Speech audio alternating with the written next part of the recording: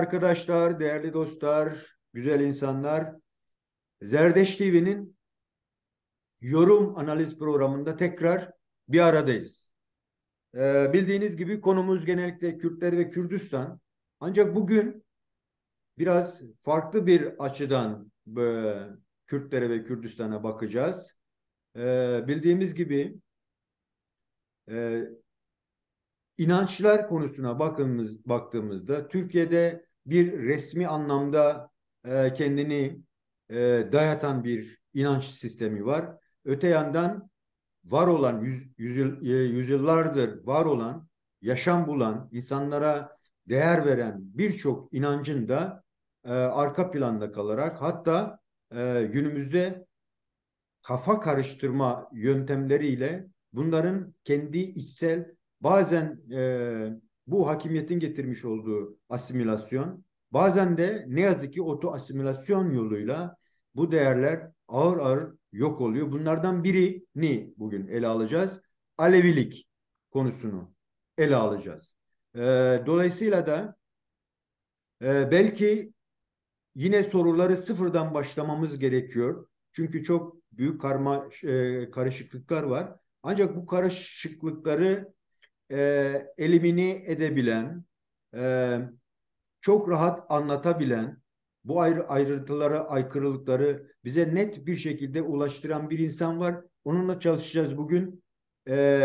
Kiminle çalışacağız? Bugünkü konuğumuz değerli Erdoğan Yalgın. Araştırmacı, yazar, yoğunluklu olarak Aleviler ve Alevilik üzerine, özellikle de Kürt Aleviliği üzerinde çalışmaları olan bir insan. Kimdir bu Erdoğan Yalgın diye baktığımızda Erdoğan Yalgın 1968 Mayıs Dersim Pertek doğumlu. 89 yılından beri Almanya'da yaşıyor ve 86-89 yıllarında Milliyet Gazetesi Pertek muhabirliği ve yazım hayatına başlıyor. Birçok eser veriyor bu süreçte. Araştırmalar yapıyor. Mesela Ehlibet, Zülfikar, Munzur, Etnografya, Sema, Özgür Politika, Dersim gibi dergi ve gazetelerde yazılar yayınlıyor. 93 ve 95 yıllarında Almanya'da yayın yapan Dergah dergisini çıkarıyor ve aynı zamanda 95-97 yıllarında e, Sierland eyaletinin Yabancılar Meclisi üyeliğini ne seçiliyor. Ve bu arada yine bazı Alevi dernek ve federasyonlar için aktif çalışmalara giriyor. Bir şiir kitabı yayınlıyor. Bunun yanında yine birkaç kitap daha yayınlıyor. Özellikle de Dersim Aleviliği 1-2, Kürt Aleviliği üzerine kitapları var. Dolayısıyla konuşacağımız konuğumuz bu konuda yetkin, araştırmalar yapan ve konusuna hakim bir insan Erdoğan Yalgın. Hocam hoş geldin. Hoş bulduk. Teşekkür Kısaca bir ederim. giriş yapmak istedim ancak buna katmak istediğiniz başka şeyler varsa lütfen tamamlayın. Ondan sonra konumuza girelim hocam. Teşekkürler. Yok yeterince anlattın. Çok iyi de anlattın. Teşekkür ederim. Çok sağ ol. Bu fırsatı verdiğin için de teşekkür ederim. Umarım çok faydalı, iyi bir yayın olur. Böylece de bizleri izleyen sevgili dostlarımız da e, belki biraz faydalanırlar. Dolayısıyla güzel bir yayın olmasını diliyorum. Başlayalım. Evet. Teşekkür ediyorum. Hocam öncelikle çalışmalarınızı biraz bize açarsanız, e, Evet. bunların o sürecini biraz bize açıklarsan e, Şimdi, seviniriz. şimdi, Öyle şimdi bir sevgili başlangıç dostum, yapalım. evet, şimdi sevgili dostum şöyle bir yavaş yavaş başlayalım tabii. Evet. Ben 1989'da Almanya'ya geldim. Yaklaşık 30 yıldan fazladır Almanya'da yaşamaktayım. 90'lı yılların başında Almanya'da biliyorsunuz, gerçi Türkiye'de belki başlamıştı ama özellikle Almanya merkezli Avrupa'da Aleviler örgütlenmeye gitmişlerdi. Gidiyorlardı o zamanlar. Yeni yeni başlıyor. Tabii daha öncesinde buradaki işçiler, işçi dernekleri falan vardı ama bunların bir kısmı işte Alevi adı altında dönüştürüldü. Ama yenileri de eklenerek Aleviler ilk defa kurumsal yapılarına 1990'lı yılların başlarında başladılar. Tabii o zaman işte Avrupa'da insanlar farklı Türkiye'nin Kürdistan'ın değişik bölgelerinde buraya gelmiş. Burada tabii işçi olarak çalışıyorlar, hayatlarını kazanıyorlar. Bunun yanında da tabii eş dost arkadaş edinme aynı zamanda edinmeleri gerekiyor. Topluluk oluşturmaları gerekiyor. Dolayısıyla bu tür derneklerin aslında bu alanda da sosyal faaliyetler alanında da çok faydalı bir iş olduğu göründü. Ama tabii bunun arka planı veya bunun mutfakta pişirilmiş hali o zaman fazla kimseler tarafından bilinmiyordu. İşte daha öncesinde Türkiye'de 80'li yıllarda gizli görüşmelerle bazı Alevi ileri gelenler işte o zaman özellikle Turgut Özal'la daha sonraki hükümetlerle Demirel'le görüşmeler yapıyorlardı gizli gizli. İşte bu görüşmeler sonucunda biliyorsunuz o zaman biraz daha derine gidecek olursak işte bir Kürt sorunu vardı. Kürt sorunuyla birlikte silahlı bir hareket başlatılmıştı. Türkiye'de gerçekten de böyle siyaset taşlarının yerinde oynandığı bir süreç yaşanıyordu aynı zamanda. Bu hesapta Alevilerin de özellikle de Kürt Alevilerin bu Kürt Ulusal Hareketi'ne fazla katılmamaları, buradan uzak tutulmaları amacıyla da Alevilik adı altında böylesi bir örgütlenmeye, gidilmeye karar verilmişti o devlet aklıyla. Dolayısıyla biraz da bunun itmesi sonucu aslında bu Alevi dernekleri ortaya çıktı. Daha sonra insanlar tabii farklı bölgelerde gelen Türkmen, işte Arap, Kürt Alevileri Avrupa'da bir araya geliyor, yeni yeni tanışıyorlar, birbirlerinin siyasi durumlarını anlıyorlar, öğreniyorlar. Ve hatta Alevilik nasıl o bölgede nasıl bir Alevilik yaşanıyor bunu anlamaya çalışıyorlardı filan. Tabii hal böyle olunca bir ister istemez bir toplum oluşturuldu. Burada bir kurumsal bir toplum oluşturuldu.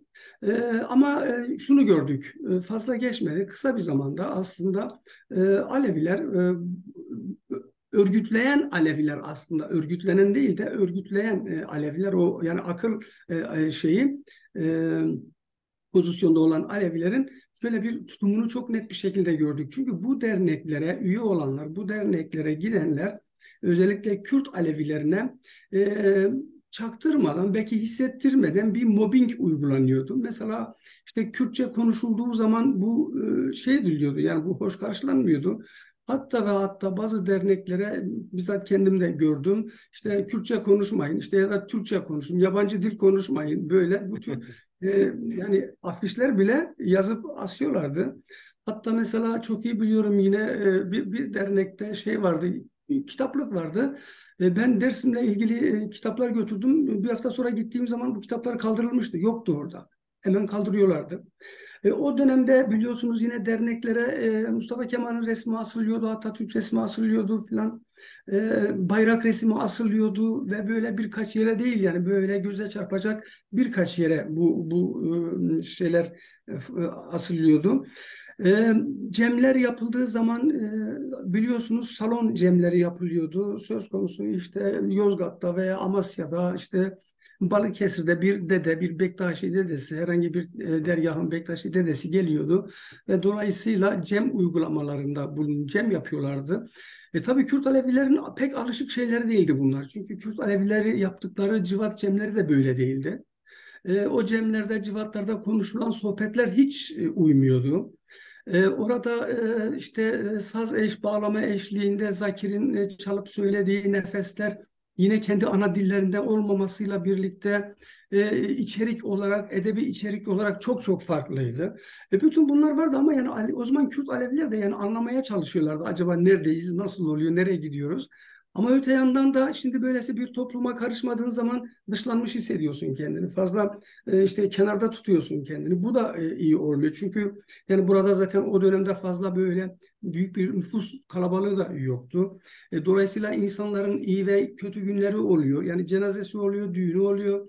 İşte kapı komşu oluyor, iş arkadaşın oluyor, bir tanışıklık oluyor. İşte ben derneğe gidiyorum, sen de gel. İşte böyle yavaş yavaş birbirlerini çeken, derneğe çeken, bu tür yerlere çeken bir hava kendiliğinden oluşuyordu. Ama buradaki aslında tek amaç, bunu zaman içerisinde çok iyi gördük. Özellikle Yani 90'lı yıllarda işte 91-92'de başlayan bu hareketlerle birlikte kısa zamanda aslında 93'te işte Sivas katliamı derken bunu çok net bir şekilde gördük ki şunu gördük yani aslında buradaki amacın bu Alevi dernekleşmesinin, örgütleşmesinin veya kurumsallaşmanın bir gizli amacı vardı. Bu amaç da aslında Kürt Alevileri Türkleştirmek, Alevileri tümden Müslümanlaştırma projesiydi aslında. Bunu o zamanlar da yani ilgili yerlerde, dergilerde, gazetelerde yazıyorduk. Hoş karşılanmıyorduk. Bunu da söyleyeyim. Yani çevremiz bile şey diyordu. Ya işte toplum bir araya geliyor. Ne istiyorsunuz? Niye bırakmıyorsunuz? Şudur budur. Ama çok yakın bir zamanda tam anlaşıldı ki maalesef yani biz haklı çıktık ve bugün aslında özellikle siyasal anlamda Alevilerin en büyük çıkmazının birkaç nedeni var. Bugün tıkanmış durumda. Evet her yerde, her şehirde, her bölgede bir Alevi derneği hatta birkaç Alevi kurumu var. Ama bugün gidip baktığımız zaman aslında bu kurumlar belki amiyane tabir olacak ama yani morga dönmüş kurumlar olarak karşımızda duruyor. Çünkü gençlerin, kadınların, genç kızların gitmediği, uğramadığı, orada bilimsel tartışmaların, tarihsel felsefi tartışmaların yapılmadığı, oralarda eğitim, Alevilik üzerine, inanç üzerine eğitimlerin verilmediği, yalnızca işte özellikle yaşlıların ve özellikle de işte dernek yöneticilerinin ve çevre gruplarının sık sık oraya gittiği, orada kaldığı ve dolayısıyla orada böyle ahbap çavuş ilişkileriyle bir şeyler yapıldığını çok iyi bir şekilde görüyoruz. E, Dolayısıyla hal böyle olunca da tabii bunun işte nedenlerinden birisi aslında hiç tartışılmayan, hiç konu bile gündeme getirilmeyen bazı konular var. Tabii bu arada şey de oldu yani Alevilik açısında, Alevi dünyasında medyada da bir atak gelişti. İşte bu internetin de yaygınlaşmasıyla birlikte işte televizyonların açılması, radyoların açılması, işte internet sayfalarının açılması, işte daha sonra işte böyle sizin gibi bu YouTube kanallarının gelişmesiyle birlikte tabii Alevilik içerisinde böyle bir yani aydın kesiminde bir hareketlilik yarattı. Farklı Ama bu sorgulamaları başladı yani. evet burada ister istemez sorgulamalar başladı da. Çünkü bu şey aynı şey gibi oluyor. Mesela ilk matbaa Çin'de çıkıyor, Çin buluyor. Daha sonra işte Avrupa'ya geldiği zaman Orta Çağ'da önce karşı çıkıyorlar matbaaya. Niye? Çünkü diyorlar şey olur. Yani bu başka kitaplarda yazılırsa o zaman İncil okunmaz deniyor. Tabii daha sonra diyorlar ki ama işte bak bu da matbaada işte İncil'lerin çoğalması dolayısıyla İncil'lerin de okunması anlamına geliyor diyerekten matbaayı kabul ettiriyorlar tabii uzun tartışmalar sonucunda. Ama bakıyorlar ki gerçekten de evet İncil basılıyor, yayınlanıyor ama İncil'e alternatif şeyler de yayınlanmaya başlanıyor. Bu defa artık bunu geri döndüremiyorlar. Biliyorsunuz Osmanlı'ya daha da çok dönemde geldi. Önce geliyor, sonra yine lağvediliyor, kaldırılıyor falan. Daha sonra böyle. Bu böyle oluyor. Yani bu entelektüel tartışma, aydınlanma çağı yaratıyor insanlarda. Ama maalesef ben Alevilerde aslında bu Rönesans'ın halen yakalanmadığını, Aleviler içerisinde bir entelektüel çevrenin yeterince köklü bir şekilde var olduğunu halen inanmamaktayım. Yok Hocam, hocam bu diyorum. konuda müsaadenizle ben Evet, girmek istiyorum. Bunu belki bu süreçlerde ele alma olanağımız olabilir. Şimdi çok güzel bir arka plan, gerçekten kaybolmaya yüz tutmuş bir inancın ama aslında inananların bile farkında olmadan gizli asimilasyonla geriletilmiş bir inançtan bahsediyoruz şimdi. evet, Dolayısıyla e, ortaya çıkış süreçlerini anlattığınız o süreçlerde bir de öyle bir kendine ait bir e, farklılaşma da ortaya çıktı. Ben hatırlıyorum o dönemde mesela insanlar e, Alevilik nedir? Kimdir Aleviler? Sorusu sorulmak istenmiyordu. Durun karışmayın Aleviler kendilerini işte istedikleri gibi tanıtsınlar. Dolayısıyla da yollarını kendileri anlatsınlar. Yıllarca evet, böyle durduk. Baktık ki meğer arka planda aslında Aleviliği tanımlayanlar varmış. Tanıtmışlar, kurumsallaştırmışlar. Yani siyasileştirmişler vesaire. evet, Biz daha yeni farkına var. Hani diyorsunuz ya entelektüel arka planı geliştiremedi. Geliştirmez tabii. Hani dolayısıyla hocam biz belki de tam olarak bu noktada artık konumuza girebiliriz. evet. Dinler tarihi açısından baktığımız zaman Alevilik nedir? Din mi? İnanç mı? Ulus mu? Yani bu konuda bize bu karmaşayı da hani dediğim gibi yani insanlar diyor ki ben Alevi değil, ben Kürt değilim, Aleviyim. Ben Türk değilim, Aleviyim. Ben Arap değilim, Aleviyim. Mantalitesini bile ortaya koyabiliyor insanlar. Dolayısıyla nedir Alevilik? Ne zaman bu isim çıkmış? Bize bu konuda neler söyleyeceksiniz? Şimdi sevgili dostum, aslında yani tabii bu öyle bir şey ki şöyle, aslında biz bu konuyu tartıştığımız zaman veya tartışmadan önce dinler tarihini az da olsa biraz bilmemiz lazım. Dinler tarihi içerisinde dinler tarihi dediğimiz zaman en çok hani bildiğiniz gibi Semitik dinler. Semitik dediğimiz zaman Sami halkları. Sami halkları dediğimiz zaman Yahudiler, Araplar, işte Asur-i Süryaniler. Bir de bunların coğrafi konumlandığı coğrafi alan ise aşağı Mezopotamya. Şimdi Evet. biliyorsunuz aslında bu Mezopotamya iki nehir arası. Yunanlılar, Grekler buraya Mezopotamya diyor. İki nehir arası, Dicle ve Fırat'ın arasına. Ve bunu da yine ikiye bölüyorlar. Yani işte aşağı Mezopotamya, yukarı Mezopotamya diye ayırıyorlar. Aşağı Mezopotamya'da bu Semitik halklar var. Semitik halklar işte İbrahim'le başlayan bir süreci başlatıyorlar aslında kendi işlerinde. Şimdi biz bu yani tek tanrılı dinleri bileceğiz. Bu tek tanrılı dinlerin coğrafyasını, bunların kutsal değerlerini, kitaplarını, hatta bunların içerisinde ileriki süreçlerdeki mezheplerini, bunları çok iyi bir şekilde bilmemiz gerekiyor. Ama bu dinler tarihi içerisinde özellikle de İslamiyet'i çok iyi bir şekilde bilmemiz gerekiyor. Çünkü Alevilik daha çok bu dinler içerisinde en çok İslamiyet'le bağlantılı bir konumda tartışılıyor. Dolayısıyla İslamiyet'in çıkışını, İslamiyet'in kutsal kitabını, Müslümanların sosyal yaşantılarını, onların dillerini, onların kendi içerisindeki savaşlarını, mezheplerini, bunları da çok iyi bilmemiz gerekiyor. Ve ondan sonra biz biraz böyle yavaş yavaş kendimize doğru, biz neyiz acaba? Biz kendimizi nerede konumlandırabiliriz sorusunu belki sorabiliriz. İşte bunlar aslında bu şeylerde, bu Alevi derneklerinde tartışılması gereken şeyler, işte demin dedim ya, hiç tartışılmayan şeylerden biri bu. Yani dinler tarihi. Dinler tarihi içerisinde özellikle evet Mezopotamya bu. Şimdi işte bu aşağı Mezopotamya'da işte bu Semitik halklar var ve bunların tek tanrı Hocam çok dinleri. affedersin burada girmek istiyorum. Dediniz ya zaten şu anki sıkıntıların büyüğü de Aleviliğin sürekli İslam'la e, kıyaslanarak bir çözüm arayışına gidiliyor. Haklı da olabilirler çünkü İslamlaştırmıyor, istiyorlar. Evet, Fakat tek tanrılı din sadece İslam değil ki.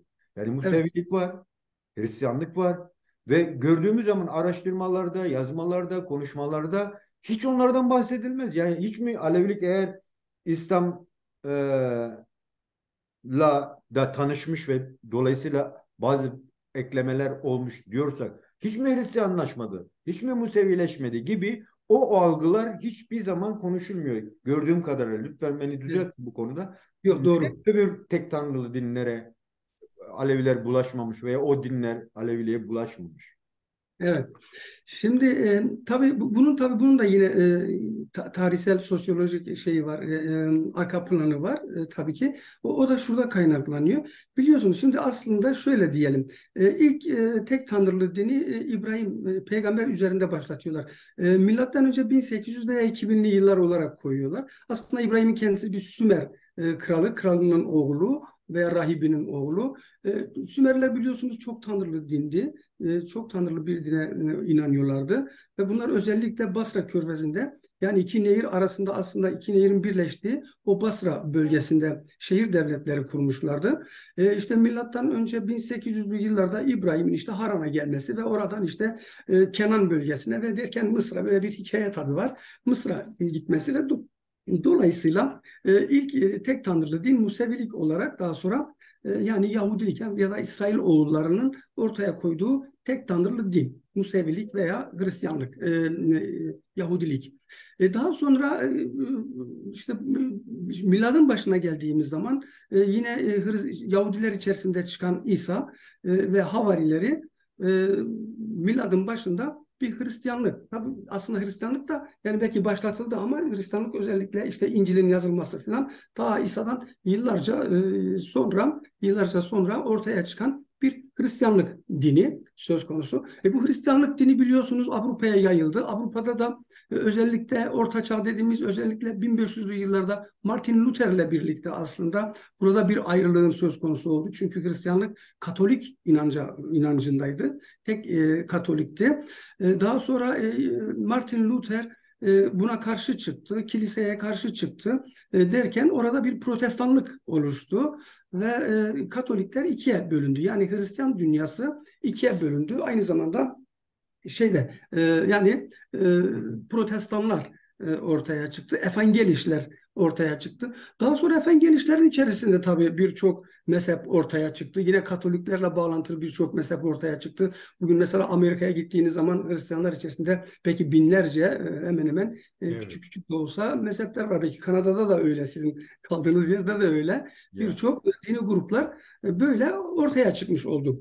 Ondan sonra İsa'dan 500 yıl sonra, 600 yıl sonra Araplar içerisinde, Semitik halkı olan Araplar içerisinde Hazreti Muhammed ortaya çıktı ve İslam'ı getirdi. Daha sonra Kur'an Hazreti Muhammed'den sonra yıllarca sonra aslında derlenip toparlandı, yazıldı ve bu İslam'ın bir kutsal kitabı olarak kabul gördü.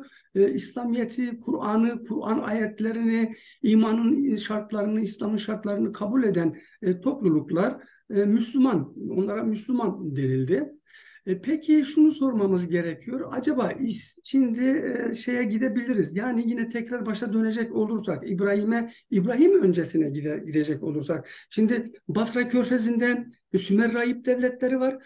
Aşağı Mezopotamya. Peki acaba yukarı Mezopotamya'da neler oluyordu? Yani özellikle bizim coğrafyamızda, evet, özellikle bizim bu yukarı Mezopotamya ya da Kuzey Mezopotamya dediğimiz bu bölgede Zagrosların kapsadığı bu yukarı Mezopotamya'da kimler yaşıyordu? Hangi halklar yaşıyordu? Çünkü aşağı Mezopotamya'da dedik Semitik halklar yaşıyordu. Peki yukarı Mezopotamya'da kimler yaşıyordu? Aryen halkları yaşıyordu.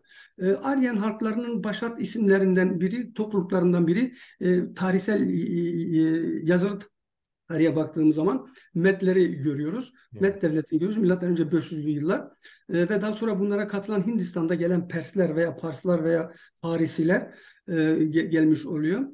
Bunlar Aryenler zaten Hint-Avrupa dil grubuna ait bir dili konuşuyorlardı. Bu bölgede yaşayan o dönemde yine özellikle Ermeniler, işte Kürtler, Farslar, Afganlar, Hindistanlılar, Hintliler bu yukarı Mezopotamya'da yaşıyor ve bunlara Aryen halkları deniyordu. Şimdi o zaman ne oldu? İki katman halk oldu. Yukarı Mezopotamya'da Aryen halkları, aşağı Mezopotamya'da Semitik halklar oldu. Evet. Aşağı Mezopotamya'daki Semitik halklarla yukarı Mezopotamya'daki Aryen halkları aslında pagan inancına sahiplerdi. Yani doğa inancı. Doğal ortamda doğayla, yani aslında şunu da rahatlıkla diyebiliriz. Zagroslarda aslında ortaya çıkan insanlık tarihiyle alakalı medeniyet, yani Neolitik çağ, milattan önce 10 veya 12 bin yıl olarak ele alıyoruz. Bu tarihten itibaren burada biliyorsunuz iki nehir arası ve en çok sulu olan ve ovalı olan bir bölge. Tarımın ilk burada geliştiği, insanlık tarihinin burada geliştiğini görüyoruz. Tek tek bunları sıralayabiliriz ama tarım çok önemli. Çünkü avcı ve toplayıcı bir topluluk artık yavaş yavaş avcılıktan vazgeçiyor, yerleşik hayata geçiyor. Artık mağaralarda veya derelerde şurada burada yaşamıyor. Yaban hayvanlara yem olmuyor. Kendisine konlar ve paglar yapmış. Şimdi bakın şunu da aslında söylememiz gerekiyor. Biz bir inancı ve özellikle Alevilik dediğimiz, aslında ben bu Alevilik adında pek haz etmiyorum. Çünkü uymuyor. Gerçekten bu isim ya da bu elbise bu kalıba uymuyor. Çünkü çok dar geliyor. Ama yani artık dilimize biraz pelesenk olmuş ve herkesin de malumu, herkesin genel olarak kullandığı bir kavram olduğu için aslında ben Alevi kavramını kullanıyorum. Yoksa ki buna da önermelerim var. Belki ileri süreçte onu da anlatabilirim.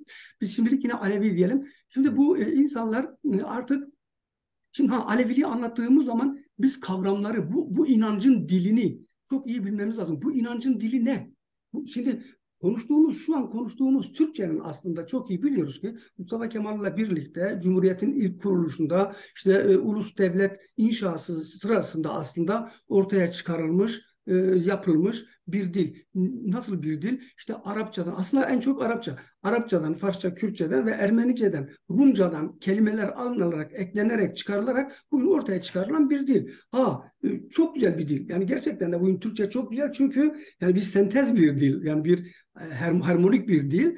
Dolayısıyla yani konuşması da çok güzel, telaffuzu da çok güzel. İşte yani belki de biz konuştuğumuz zaman çoğu kelimeler Arapça, biz Arapça konuştuğumuzun bile farkında değiliz. Veya Kürtçedir ama Kürtçe konuştuğumuzun farkında değiliz. Dolayısıyla bu dil. Ama söz konusu bu Alevilik daha Cumhuriyet döneminde ortaya çıkmış bir inanç değil. Bu topluluk bu inancı Cumhuriyet'le birlikte vücuda getirmedi. Öncesi vardı. Demin gittim. 12 bin yıl öncesine gittim. Peki acaba 12 bin yıl öncesinde bu inancın dili neydi? Şimdi baktığımız zaman bu inancın diline baktığımız zaman, kavramlarına baktığımız zaman, kuramlarına baktığımız zaman bu inancın gerçekten de Türkçe kavramlarla örüldüğünü çok iyi bir şekilde görürüz.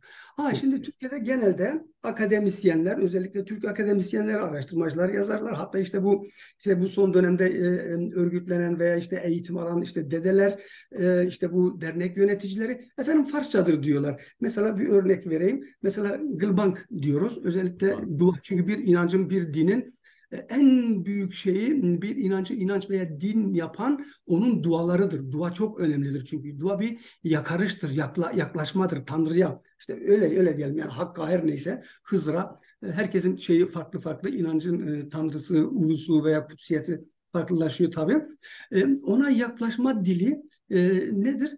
Dua. Dua nedir? Bizde Alevilikte nedir? Gılbank diyoruz. Şimdi mesela Gılbank diyor ki mesela efendim diyor Gılbank diyor aslında gül sesidir. Yani gülbenk. Peki nasıl oluyor? Diyor gül işte Türkçedir. Benk de yine işte Farsçadır diyor. Benk de Farsça. Ses ikisinin birleşiminde ortaya çıkan bir kavram. Gülbenk, gül sesi. Peki gözünü sevdiğim yani gül sesiyle duanın, gül sesiyle ibadetin ne alakası olabilir? Yani nerede bulunmuş bu? Başka bir şey bulunmadı da mı böyle bir şey bulundu da bu gül sesi getirildi? İkincisi şöyle bir şey var. Bir kere ki gül de hem Kürtçedir, gül hem Kürtçedir hem Farsçadır. Türkçe değil bir kere ki. Bank veya vank Zazaca'da ve Kürtçe'de bank ve vank yine Kürtçe bir dildir. Dolayısıyla gıl banktır aslında veya gıl vanktır bu. Peki ne demektir o zaman gıl? Şimdi bakınız çok önemli. Gıl dediğimiz zaman aslında bir kök kelimedir. Anaya işaret etmektedir. Çünkü gıle deriz biz anaya aynı zamanda. Ane gıle, gaye gıle. Değil mi? Evet. Şimdi peki o zaman ses ne oluyor? Vank ananın sesi, ananın kutsanan, ananın temiz, ananın şefkatli sesi anlamına geliyor. Ve dolayısıyla o zaman şuraya geliyoruz. O zaman bu inanç bir ana soylu topluluğun bir inancı olsa gerek. Çünkü bu ismi, çünkü kim dua yapar ve şimdi günümüze baktığımız zaman da bir lokmayı ana yapar.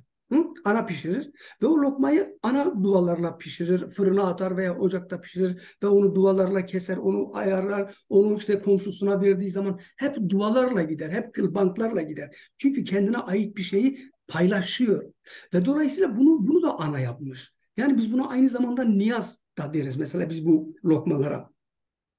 Şimdi niyaz dediğimiz zaman bakın bu böyle giriyor. Bu zaten bir zincirleme. Biz bu kavramlar üzerinde aslında. Yani günlerce konuşsak bile bitiremeyiz. Ama demin dediğim gibi bunlar aslında tartışılmıyor. Çünkü niye? Gerçek bilinmesini istiyor. İşte o yüzden diyorum yani bu inancın özellikle bu çağımızda entelektüelleri ve aydınları gerçekten de sorumlu. Eğer bunları çözemezlerse entelektüel ve aydınlar. Ben aslında entelektüel hiç göremiyorum. Belki biraz aydın belki var şöyle kenarda, şurada burada. Tenzih ettiklerim vardır yani onlar sakın yanlış anlamasınlar ama çoğunluğu, hayır ekseriyeti yok denecek kadar gerçekten az. Çünkü bunları biz tartışmazsak, biz bunları gündeme getirmezsek, biz istediğimiz kadar şunu diyelim. Efendim, Aleviler asimile ediliyor. Ve en büyük asimileyi sen ediyorsun, görmüyorsun ya.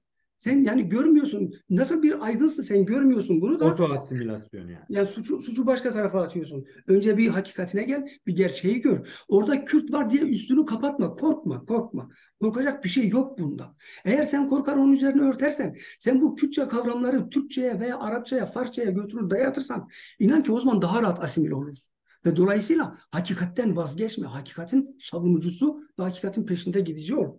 Ve dolayısıyla bütün bu kavramlara uzatmayayım, burayı biraz toparlayayım.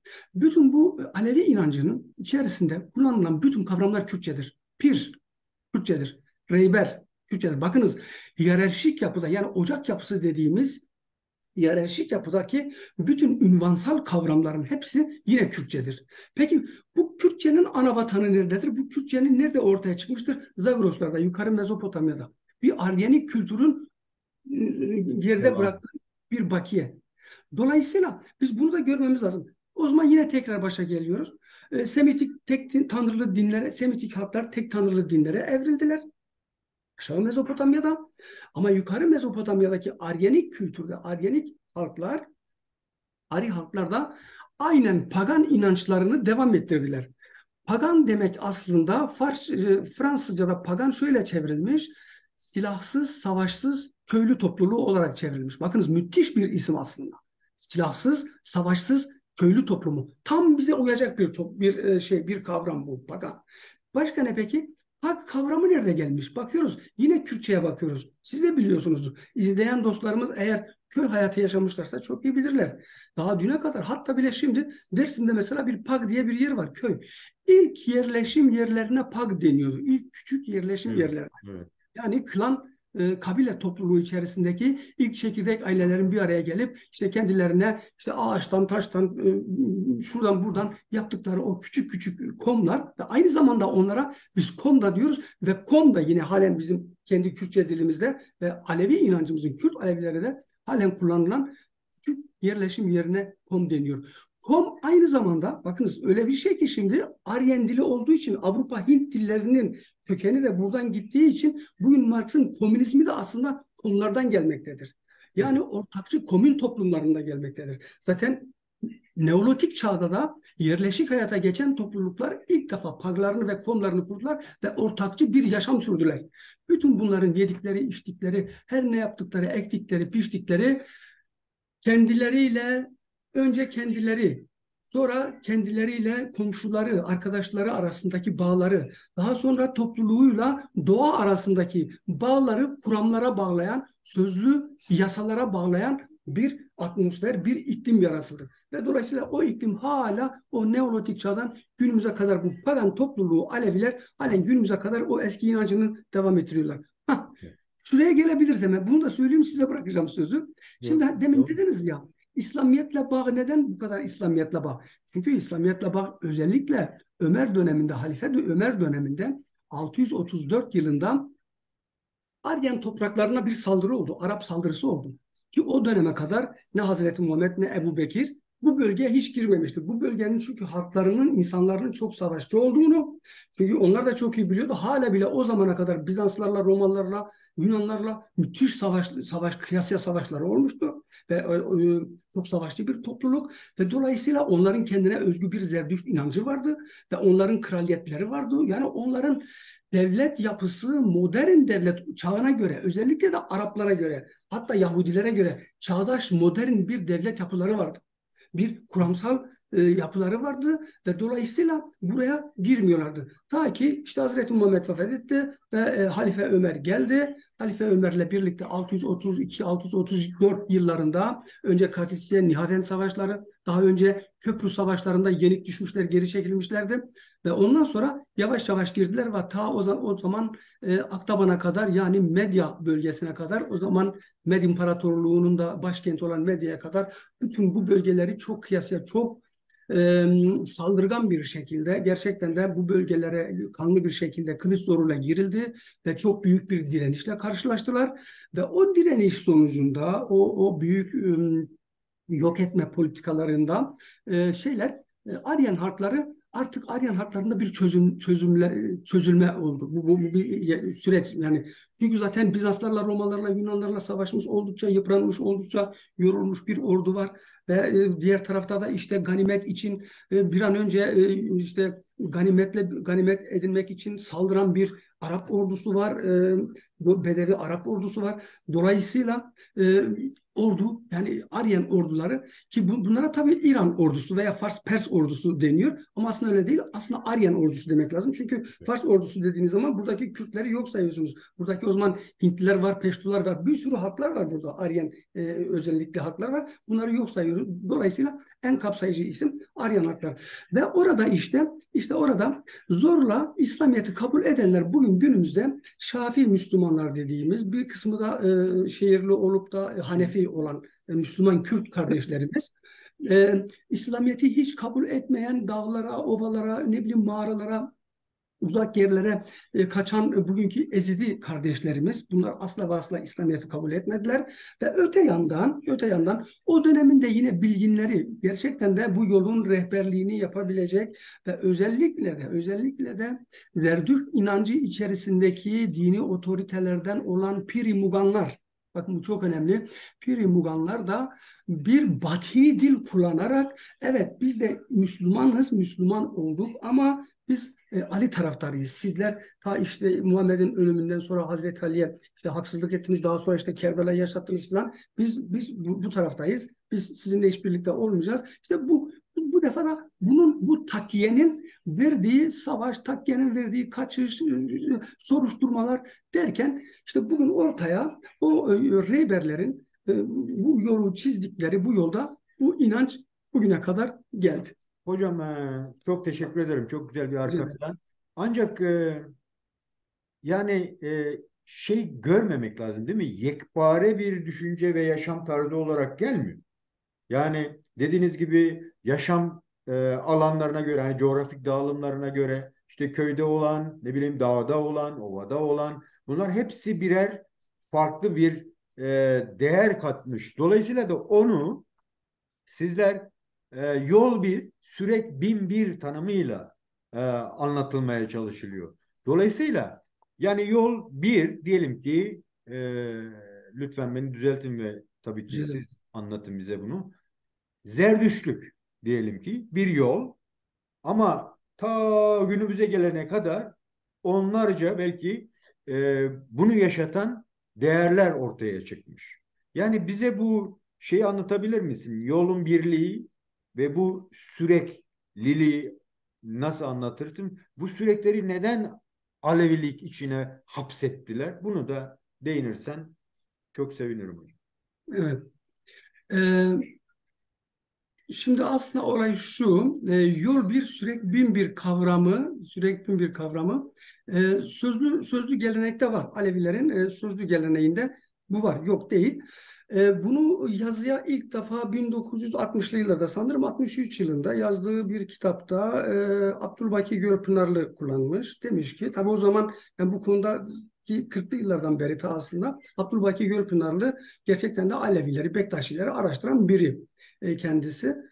Bu konuda bize çok bazı ipuçları veriyor. Yani bazı hataları, yanlışları veya çıkmazları olsa da dahi ama yazılı belge olarak elimizde gerçekten de derli toplu bazı veriler bize sunuyor. İlk defa Abdülbaki Gölpınarlı 63 yılında işte diyor ki, ben Alevileri gezdim, gördüm bütün bölgelerde falan, okudum, araştırdım. Bunlar kendilerini şöyle tarif ederler. Yol bir, sürek bin bir olarak tarif ederler. İşte şimdi burada böyle bir durum var. Şimdi demin dedik ki, yine biraz filmi geriye çekecek olursak, biliyorsunuz daha sonra işte yani İslam orduları işte bu Kürdistan bölgesine giriyor, yukarıya doğru geliyor. İşte geldiği zaman Bizans ordularıyla karşılaşıyor.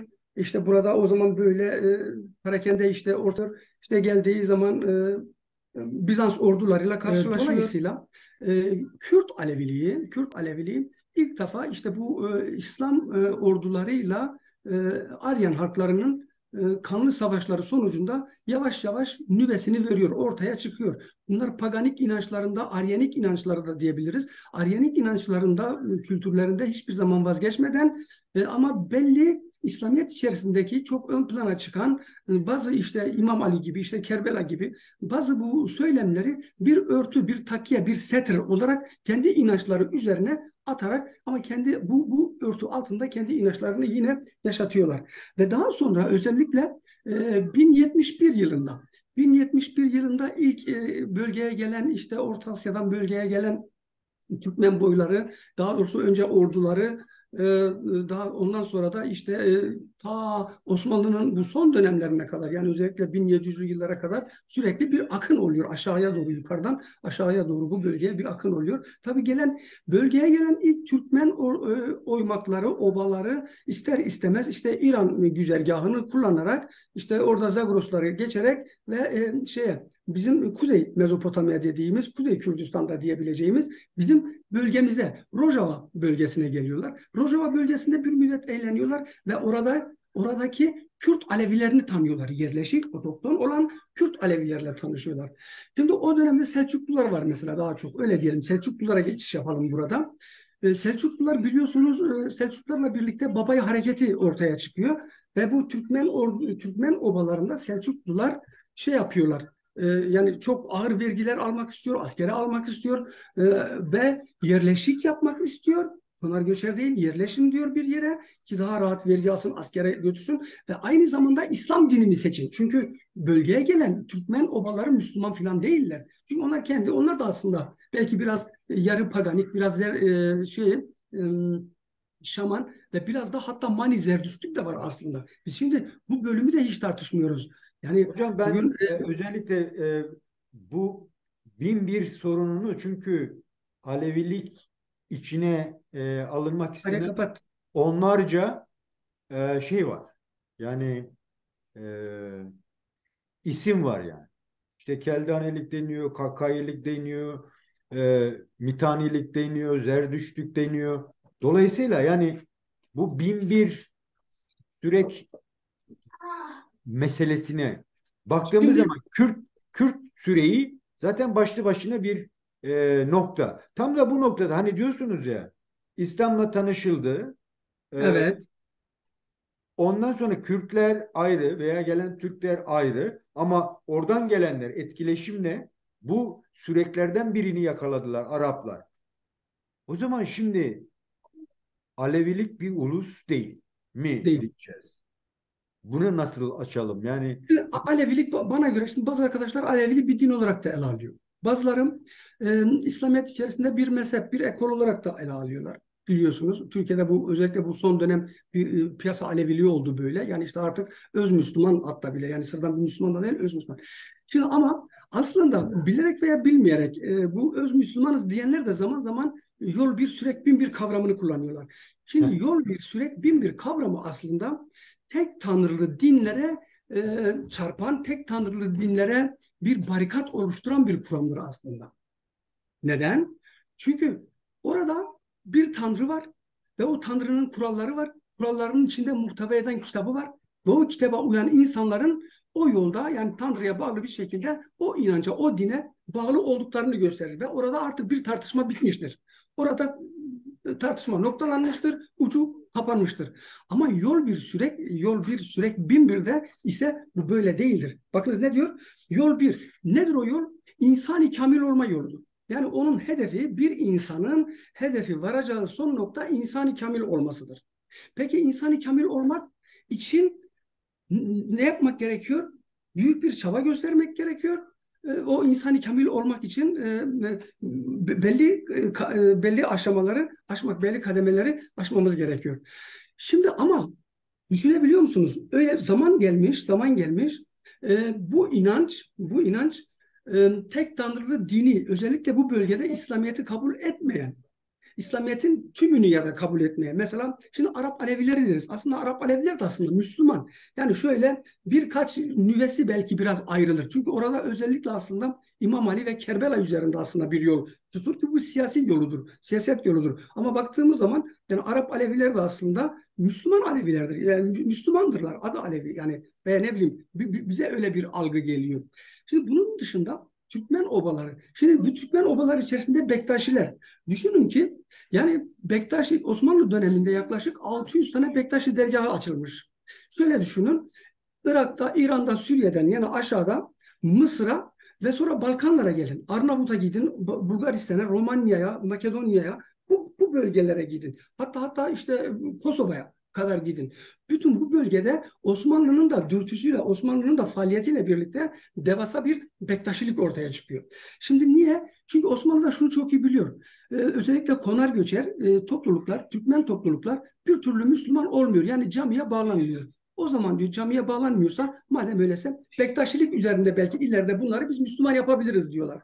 Ama bunu bir türlü aslında gerçekleştiremiyorlar. İşte yol bir, süreyin bin bir olmasının nedeni aslında burada. Yani değişik etnik kökenlerde, ırklarda, kavimlerde olan toplulukların bu yolda birleşmesi anlamına geliyor. Yani insan-ı kamil yolunda birleşmesi anlamına geliyor. Dolayısıyla o yüzden yol bir, sürek bin bir denmiştir.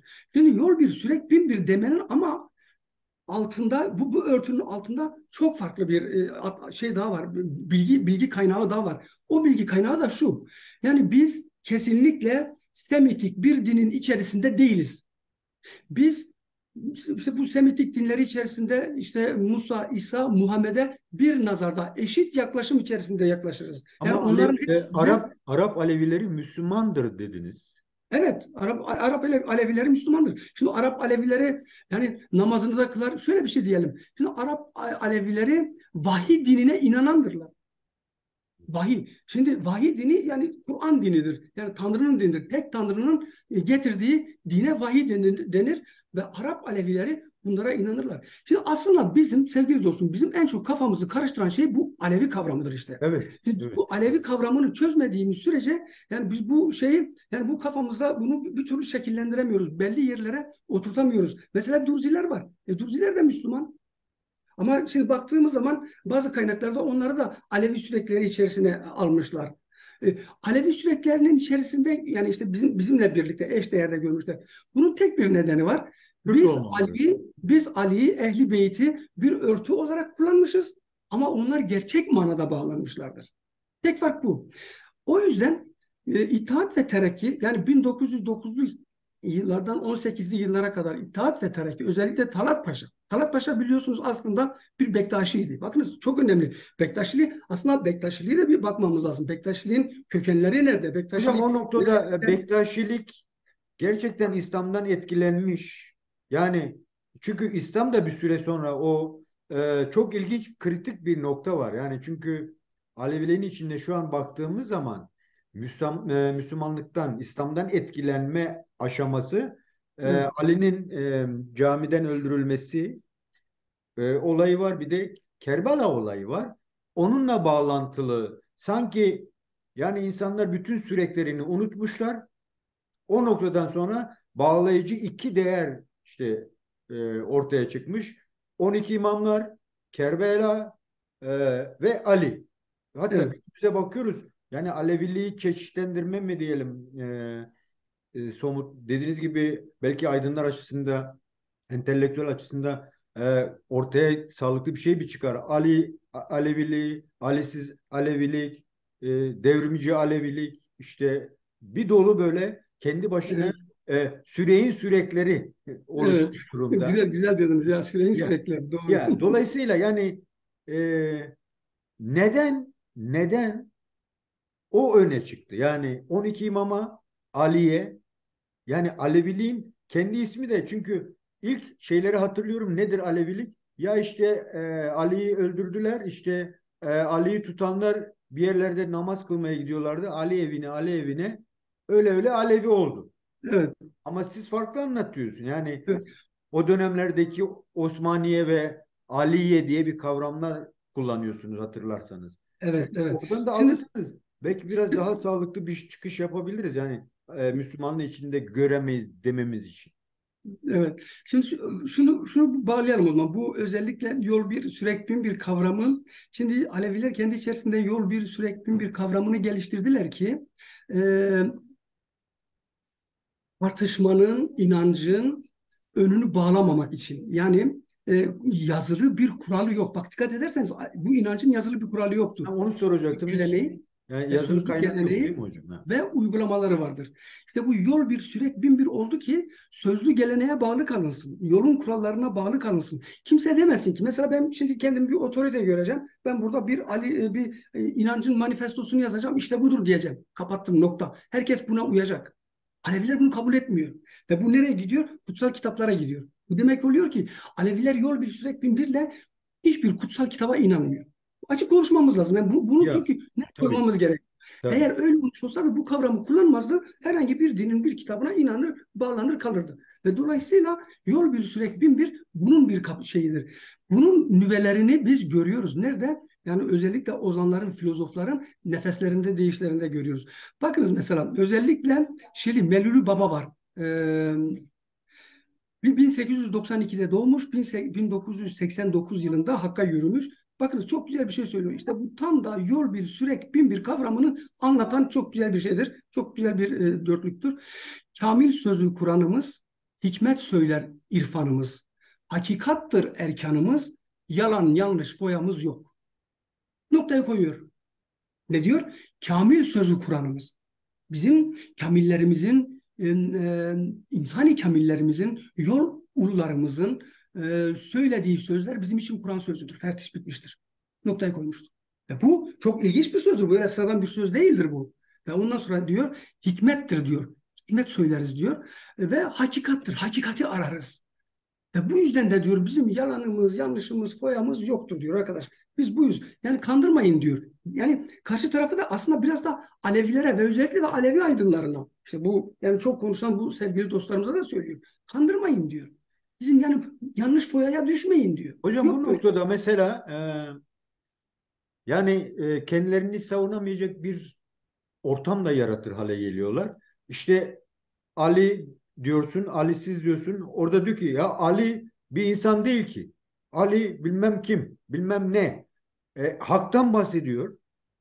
Hak deyince yani Allah Teala'nın da bir adı aynı zamanda hak. Hangisi? Ya o hak işte o hak değil. Ee, bilmem oradaki Ali bizim halimiz değil. İşte o Ali bilinen Ali değil. Tamam da yani bu karmaşa o sürekliyi de aslında çok kafa karıştırıcı hale sokmuyor mu sizce? Yani insanları birazcık daha böyle tanımlanamaz hale sokup yani bir şeyi tanımlamadığın zaman dışlarsın, yaşamına Evet, almazsın. Artık evet, gözde hani gönülden ırak olur. Bırak artık gözdeni, ya, gönülden ırak hale gelir. Dolayısıyla yani ve bunu da bugün günümüzde Bektaşilik adı altında aslında e, yapıldığını düşünüyorum. Yapılmak istendiğini düşünüyorum. Bu konuda neler söyleyeceksiniz? Şimdi şöyle bir şey, bu son dönemlerde tabii şöyle, şimdi aslında şöyle bir şey oldu. Şimdi eskiden yani internet ortamı olmadan, daha köy hayatımız devam ederken, 30 yıl öncesine gidelim. Yani işte şimdi bir de şöyle bir şey var sevgili, biz Aryan halkları masalı hikayeyi çok severiz. Ve o yüzden dengbejlerimiz var, cirokvanlarımız var. Çünkü bu aslında böyle yani aslında küçümsenecek bir şey de değil. Bu edebi tarz oldukça çok önemli. Tabii. Çünkü bütün bir o devasa tarihi sen sanki sözlüğü gibi anlatıyorsun ama sen bir tarih anlatıyorsun. Bu bir masal. Evet. Ve biz masalı gerçekten çok severiz. Ve biz masalı sevdiğimiz için zaten bizi bir türlü asimile edemeyen, bir türlü savaşlarla, bir türlü kıyımlarla yola getirmeyen, bir dine bağlamayanlar bu defa da ne oldu? Bize modern masallar uydurmaya başladılar. Modern masallar. Ve biz bu modern masalları da biz aldık. Yani çok hoşumuza gitti. İşte Ali işte böyle cengaver, Ali'nin işte bir zülfükarı var. Bir uzadığı zaman 40 arşın uzar. İşte Heyber Kalesi'nde o kapıyı tek başına hiç 7 kişinin, 10 kişinin ordunun kıramadığı kapıyı kırmış, içeri girmiş. İşte kafiri böyle ezmiş. Ve biz bunları dinlerdik ya. Vay be Ali'ye bak. Bir de şimdi bizim yani özellikle Kürtlerin ruhunda da bir kahramanlık şeyi var böyle. Kendimizi onunla özdeşleştirirdik. Keşke biz de Ali olsak gibisinde.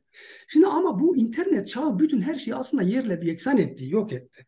Ve şimdi Hocam bir artık de çok özür dilerim. Burada tekrar girmek istiyorum. Kürt Aleviliği diyoruz ama çünkü Kürtlerin de yani çok oran veremeyeceğim belki ama belki yanlış bir oran olabilir. %80'i zaten Müslüman. Bir de o boyutu var. Yani evet, Kürtleri genelleyemiyorsun. İşte biz böyle bir Aleviz diye. Çünkü öyle bir ayrım da var. Sadece bir belirlemek için lütfen devam tamam, edin. oraya da yine geliriz. Şimdi dolayısıyla şimdi baktık ki Ali yani Ali işte Hazreti Muhammed'in hem akrabası hem eniştesi, İmam Hasan Hüseyin'in babası, Babası. 12 imamların ulu atası, işte camide tek kılıç darbesiyle işte şehit edilmiş, zehirlenerek şehit edilmiş. Hazreti Muhammed vefat ettiği zaman diğerleri bir araya gelmiş halifeyi seçmişler. Birinci halife seçilmiş, sesini çıkarmamış. İkinci halife Ömer seçilmiş, sesini çıkarmamış. Üçüncü Osman seçilmiş, yine sesini çıkarmamış. Ta ki Osman'ın ölümüyle, hunharca ölümünden sonra ortaya çıktığı zaman da işte İslam orduları dağılmış. Biliyorsunuz bir tarafta Muaviye, bir tarafta da işte Ali, böyle bir karabet ortaya çıkmış. Yıllarca süren savaşlar, binlerce insanın ölümü. Bu defa da kendi içinde aslında bu aynı zamanda sahabelerin birbirlerini öldürme olayı söz konusu. Şimdi dolayısıyla bu tarafını görüyoruz. Diğer taraftan yani halifelik yapmış, kılıç sallamış. Şimdi bakıyoruz, ya biz kendi inancımıza bakıyoruz. Şimdi Alevilik, bu inanç bir misyoner inancı veya misyoner dini değil. Ne demek istiyorum? Yani Aleviler kendi içerisinde örgütlü insanlar yaratacaklar.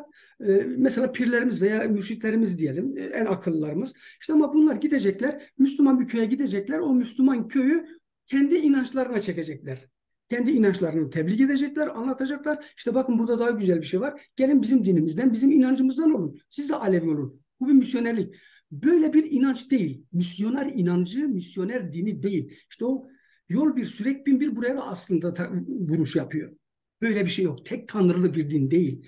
Ve kaldı ki yine aynı şekilde bu inanç için işte gidelim, işte bu köy işte Müslüman köyü veya Hristiyan köyü çok zengin. Bunları kılıçtan geçirelim. Bunlara önce tebrik edelim. Diyelim ki gelin Alevi olun. Bunlar zaten Alevi olmaz. O zaman işte bunları kılıçtan geçirelim. Bunların kadınlarını cariye olarak alalım. Mallarına, mülklerine konalım. Böyle bir inanç da değil. Böyle bir din de değil. Bakınız bu çok farklılaşıyor. Biz olayları buralarda tartışmamız lazım. Ama Ali bunu bizzat yapmış. Halifeyken yapmış.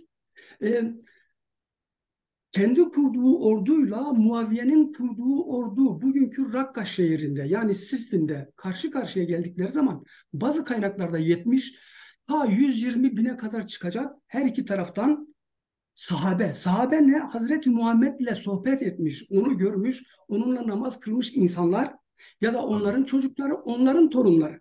Ve bunlar kutsal insanlar aslında. Hazreti Muhammed'le yani halbahal olmuş insanlar.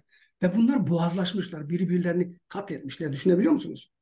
Ve Hazreti Ali'ye orada önceden destek veren Küfeli hariciler Hazreti Ali'yi terk ediyorlar. Sen yola, sen kendi davana bile sahip çıkmadın. İşte o hülle oyununa gittin, hakem oyununa gittin diye karşı çıkıyorlar. Karşı çıkıp geri dönüyorlar Küfe'ye. Ki Küfe de Hazreti Ali'ye sürekli destek veren bir yer. Daha sonra çocuklarına da aynı şekilde. Tabii kaynamalarda olur. Küfe'nin de ayrı bir hikayesi var. Özellikle Sasaniler döneminde. O da çok farklı bir şey.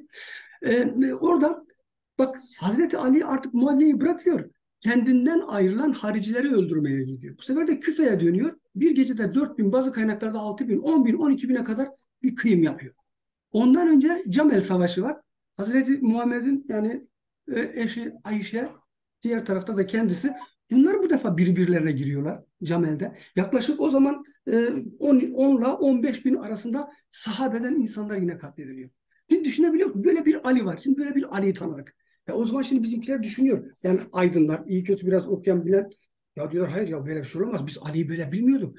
Biz Ali'yi adaletli, biz Ali'yi çok iyi, biz Ali'ye işte haksızlık yapıldığı zaman yine Hocam bile yine çok işte, özür dilerim, araya girmek istiyorum. evet, Buradan da zaten şey görülüyor. Yani İslam tarihine bakıldığı zaman bir İslam'ın içinde de farklı bir çıkış oluyor. Yani Şialığın ortaya çıkışı evet, süreci siyasi proje. dolayısıyla. Evet yani aslında işte Ali'yi sevenler öyle ayrılıyor.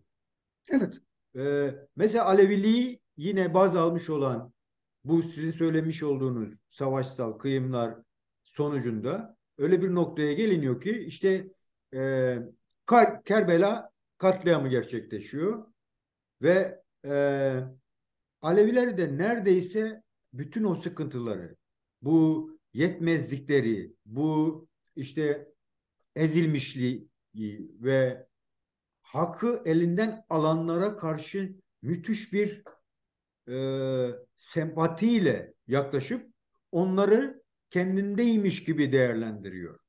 Yani diyor ki biz 72 buçuk mu 73 milletin meselesini çıkartıyor ve o acıya sahipleniyor. O acıyla kendini var ediyor. Benim okumalarıma göre. Yani Evet. dolayısıyla ben çok mantıklı görüyorum. Yani Kerbela olayını işte acısıyla, tükenişiyle sahipleniyor. Ama bu demek değildir ki Müslüman veya Ali taraftarlığı. Yani ta günümüze geldiğimizde 80'li yıllarda çok konuşulurdu. İşte İran demiş ki ya kardeşim bu Kürt Alevileri bir halletmemiz lazım. Ya siz alın Sünnileştirin ya bırakın biz Şiileştirelim. Evet. Yani ta bu noktaya kadar geliyor. Nedir bu Alevilikteki ısrarla eksik olana, bastırılmış olana, hakkı yenmiş olana sahiplenme ve şey isteğinin kökeninde bu şey mi yatıyor yine? Güzel. Şimdi şeye geri hani demin sen buraya geleceğiz. Ama orada bir yarım şey kaldı. Hani şimdi Tabii tabii günümüz buyurun artık tamam. o Ali bizim Ali değil işte bu Ali başka Ali bizim Ali Ha, başka Ali şeyi çıktı. Çünkü tabii gibi. bu böyle yani bir laf cambazında başka bir şey. Hani bir Ali var. Bir tek Ali var. Halife Ali. Yaşadığı tarih. Tarihsel bir kişilik. Benim Evet, senin gibi tarihsel bir kişilik. O da yedi içti. Kutsiyet. İnsanlarda kutsiyet olmaz. Böyle olmaz. Yani tek tek bireylerde olmaz. Ama insanlar, bütün insanlar bizim için değerli. O başka. Bir kenara. Yani biz insanı değerli görürüz.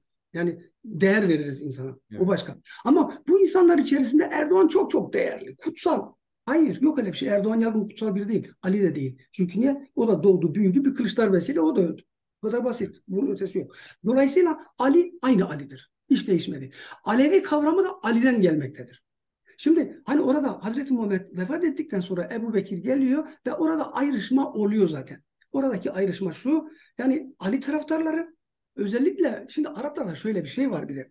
Şimdi mesela işte Ali'nin ailesine mesela Aliye de deniyor. Bu aynı zamanda bir parti, bir aile, bir ezbet, bir ilk şey klan öyle diyelim. İlk aile çekirdeği. Mesela Ömer'inkine Ömeriye deniyor. Ebu Bekir'inkine Bekiriye deniyor. Bugün halen Bekiriye'ye kendisini bağlayan soy tarikatlar var yani mesela. Hmm. Osman'a da Osmaniye deniyor. Ve Ali'ye de Aliye dendi ve bu zaman içerisinde Aleviye döndü. Şimdi burada özellikle Kerbela dediniz. Şimdi hani biz hani bizimkiler işte Kerbela'da bir haksızlık yapılmış ve dolayısıyla bu sahiplenilmiş. Ama tek bu değil. Bu aslında zahiri tarafı. Bu görünen tarafı. Bu bir de bunun batini tarafı vardır. Yani gerçek olan ama görünmeyen tarafı vardır. O da nedir? Şu. Şimdi şöyle düşünebiliyor musunuz? Bakınız biz konuşmalarımızı, güncel siyasi politik konuşmalarımızı dahil bunun içerisinde tarih felsefesini katmazsak, konuşmazsak biz hiçbir şey yapamayız, hiçbir yere gelemeyiz. Çünkü niye? Güncel siyasal politik konuları belirleyen bir erk var, devlet. Bir devlet aklı var orada, bir yönetim var, bir başbakanı, cumhurbaşkanı işte derken var, basını var, medyası var, her şey var. Bunlar yönetiyor. Ne yaptı mesela? Belki geliriz. İşte aldı işte Hacı Bektaş'ın resmine işte ne yaptı? İşte Ceylan'ı çıkardı veya Aslan'ı çıkardı. Biz aylarca, günlerce onu tartışıyoruz. Bakınız tartıştıran kim? Yani bizi güncel politik siyasi malzemeler bize sunarak bizi aslında bizim bütün enerjimizi boşa harcamaktan başka bir şey değil. Dolayısıyla biz her şeyi tarihsel olarak tarihten almamız gerekiyor. Kerbela evet doğrudur. Bir haksızlık yapılmıştır ve bu haksızlığa karşı çıkmışlardır. Evet doğrudur. Ama bunun bir de arka planı vardır. Arka planındaki en önemli olan şeylerden birisi şu. Bir, Hazreti Ali'nin eşi Şehri Sasani kralı Yezdakırt ya da Yezdekürt, Yezdecırt olarak tarihe geçen son Sasani kralının kızlarından biri Şehribanu. Şimdi Arap orduları bölgeye geldiği zaman sarayı yıktılar. Yani merkezi çökerttiler ve özellikle Sasani kralı içlere doğru yukarılara Hazar bölgesine doğru kaçtı. Ve dolayısıyla bunun 3 tane kızı vardı. Kızlara el koydular. Bakınız ve bu kızları getirdiler cariye olarak köle pazarlarında satacaklardı. Satacakları zaman Hazreti Ali o zaman Ömer'e diyor ki yani ben diyor Hazreti Muhammed'de duydum böyle kralların, yetkililerin yani büyük insanların kadınlarını, kızlarını cariye olarak pazarda satmak caiz değildir. Onları bizim almamız lazım dedi. Ve dolayısıyla ne yapalım? O zaman dedi bir kızını Ebu Bekir'in torununa verdiler. Bir kızını Ömer'in oğluna verdiler. Bir kızını da Şehribanu'yu da İmam Ali kendi oğlu Hüseyin'e aldı. Şehribanu. Şimdi dolayısıyla Şehribanu İmam Hüseyin'le evlendi. Ve Şehribanu'ya Şehribanu'da özellikle bu Aryan kültüründe böyleydi. Bütün krallar tanrısaldı. Ve onlar kendi içlerinde Fehri Yezdan taşırlardı. Yezdan tanrı, Fehr de hani deriz ya gözünün fehri gitmiş filan, Ya, ışığı ya. gitmiş. Tanrısal ışığı taşırlardı. Fehri Yezdan. Şimdi dolayısıyla Kral Yezdagirt Fehri Yezdan taşıyordu. Onun çocukları ve onun kızları da Fehri Yezdan taşıyordu. Dolayısıyla Şehribanu da Fehri Yezdan taşıyordu. Şehribanu İmam Hüseyin'le evlendi. Bu ve ondan oğlu İmam Zeynel Abidin oldu ve İmam Zeynel Abidin de Fehri Yezdan taşıdı. Bakınız bu bir gerekçe. Bu gerekçe değil aslında, bu Aryan kültüründe var olan bir şey. Birinci sahiplenme bu. Ama en önemli sahiplenmenin bir nedeni var ki çok önemlidir. Müslümanları kendi içlerinde bölmek, İslamiyet'i bölmek, Müslümanları zaafa düşürmek ve bunlar içerisine ikilik tohumları etmek. Bakınız bu çok önemli. Nasıl oluyor peki? Efendim siz diyor işte ilk başta neydi dedik? İlk başta İmam Ali'yi tuttular. Dediler ki hak İmam Ali'nin, siz İmam Ali'den aldınız. Biz karşı çıkıyoruz dediler. Bu bir siyasi proje. Yani Aryan halklarının aslında ortaya koyduğu siyasi projeydi. Dolayısıyla çok güçlü yenildiler. Çok kötü yenildiler. Bu yenilginin psikolojisini bir türlü üzerinde atamıyorlardı. Ve yol önderleri bir araya gelerek bunu böyle kurguladılar. Bu aslında çoğu kaynaklarda da var. Bunun böyle olduğunu hem İran'daki bağımsız kaynaklarda da bu söz konusudur. Bunu nerede görüyoruz? Emeviler daha sonra, Abbasiler, Emeviler evet. yıkıldıktan sonra Abbasiler geldi. Abbasilerin saraylarında çalışan bütün katipler, bütün bilgin insanların hepsi eski Sasani krallarında, Sasani kralları döneminde çalışan onların çocukları ya da onlarla birlikte hareket eden insanlardı. Bakınız bütün hadisçilere bakınız. Şimdi İslam tarihinde bir şey tartışılır. Hadise uyalım mı, uymayalım? Bölünmüş İslamiyet. Çok Evet. kötü bir şekilde. Peki bu hadisleri kimler yazdı? Kimler derledi, topladı dersiniz? Aryan kültüründen yetişen Ari halklarından insanlar. Buhari'ye bakın, Teberi'ye bakın, ne bileyim bir sürü Müslümiye bakın. Ya bu Aryan tarihiyle yetişmiş insanlar, geçmişleri Zerdüşt olan insanlar, onların çocukları 200 yıl sonra, 300 yıl sonra bunları yazdılar. Ve bilinçli bir şekilde yine İslamiyet'e çomak sokma amacı taşımaktaydı bu şeyler, hadis kitapları. Bu gerçek bir şeydir. Ama bu ne oldu? Bu örtü zaman içerisinde evrildi. Özellikle de yüzyılın başında yani İttihat ve Terakki ile birlikte şöyle dendi. Şimdi dedik ya bizim yazılı tarihimiz yok, sözlü felsefemiz, sözlü tarihimiz var. Şimdi sözlü tarihi felsefeyi kullanan büyük insanlarımız, büyük pirlerimiz, dedelerimiz, babalarımız onlar hakka yürüdü. Onlar iyi bir şekilde bize aktarmadı. Biz aldığımızı bir sonraki nesile vermedik. Veya verdik ama kopuk kopuk verdik, eksik verdik, fazla verdik. Ve en son 1900'ün sonuna geldiğimiz zaman 1909'larda özellikle işte İttihat Terakki çok kurnazca bir politika uyguladı. Ve baktı ki şimdi Osmanlı'dan devraldığı bir bölge var, bir mülk var ve bu mülkün içerisinde yaşayan topluluklar var. Ve bu topluluk içerisinde bakıyorlar o zaman Osmanlı kaynaklarına. Şimdi bakınız Osmanlı kaynaklarında Alevi kaynağı, Alevi adı geçmez. Aleviye diye bir şey geçmez. Ne geçer? Mazdeki geçer, Faris, e, Işıkçılar geçer, Bektaşiyan geçer, işte Kızılbaş geçer, Seresor, Kızılbaş da geçmez, Seresor olarak geçer aslında. Dolayısıyla dediler ki biz bunları bir şemsiye altında toplayalım. Baha Said'e bir rapor gezdi Baha Said, Kafkas kökenli. Baha Said Bey gezdi ve önce Araplara gitti. Bakınız özellikle Hatay bölgesinde Arap Alevilerine gitti. Ve çünkü onlar kendilerine Alevi diyordu. Bunlar da bu diğerleri de aslında yani Ali diyor, Kerbela diyor, Hüseyin diyor filan ama böyle ama pek fazla da bir şey bilmiyorlar. O zaman dediler ki şöyle dediler. Bakın dediler siz Ali diyorsunuz, Ali'yi seviyorsunuz. İşte Ali Aleviliktir.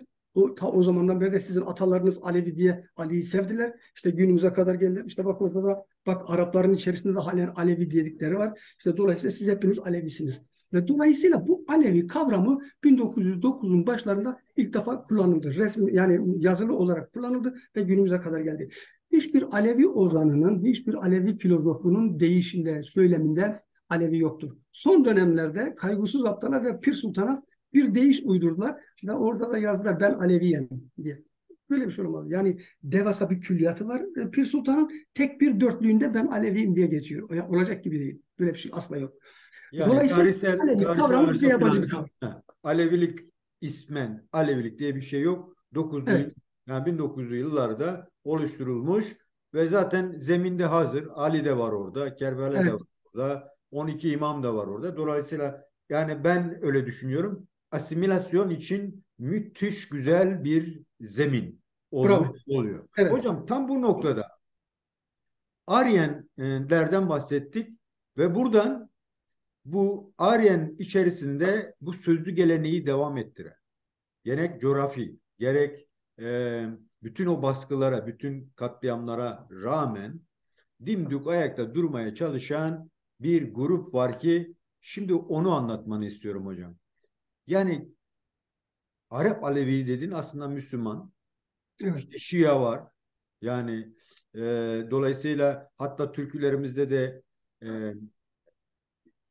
Fars'a yakın değerler oluşturulmuş. Yani işte bu Kürt Aleviliği, Reya Hak dediğin, sizin tanımladığınız evet.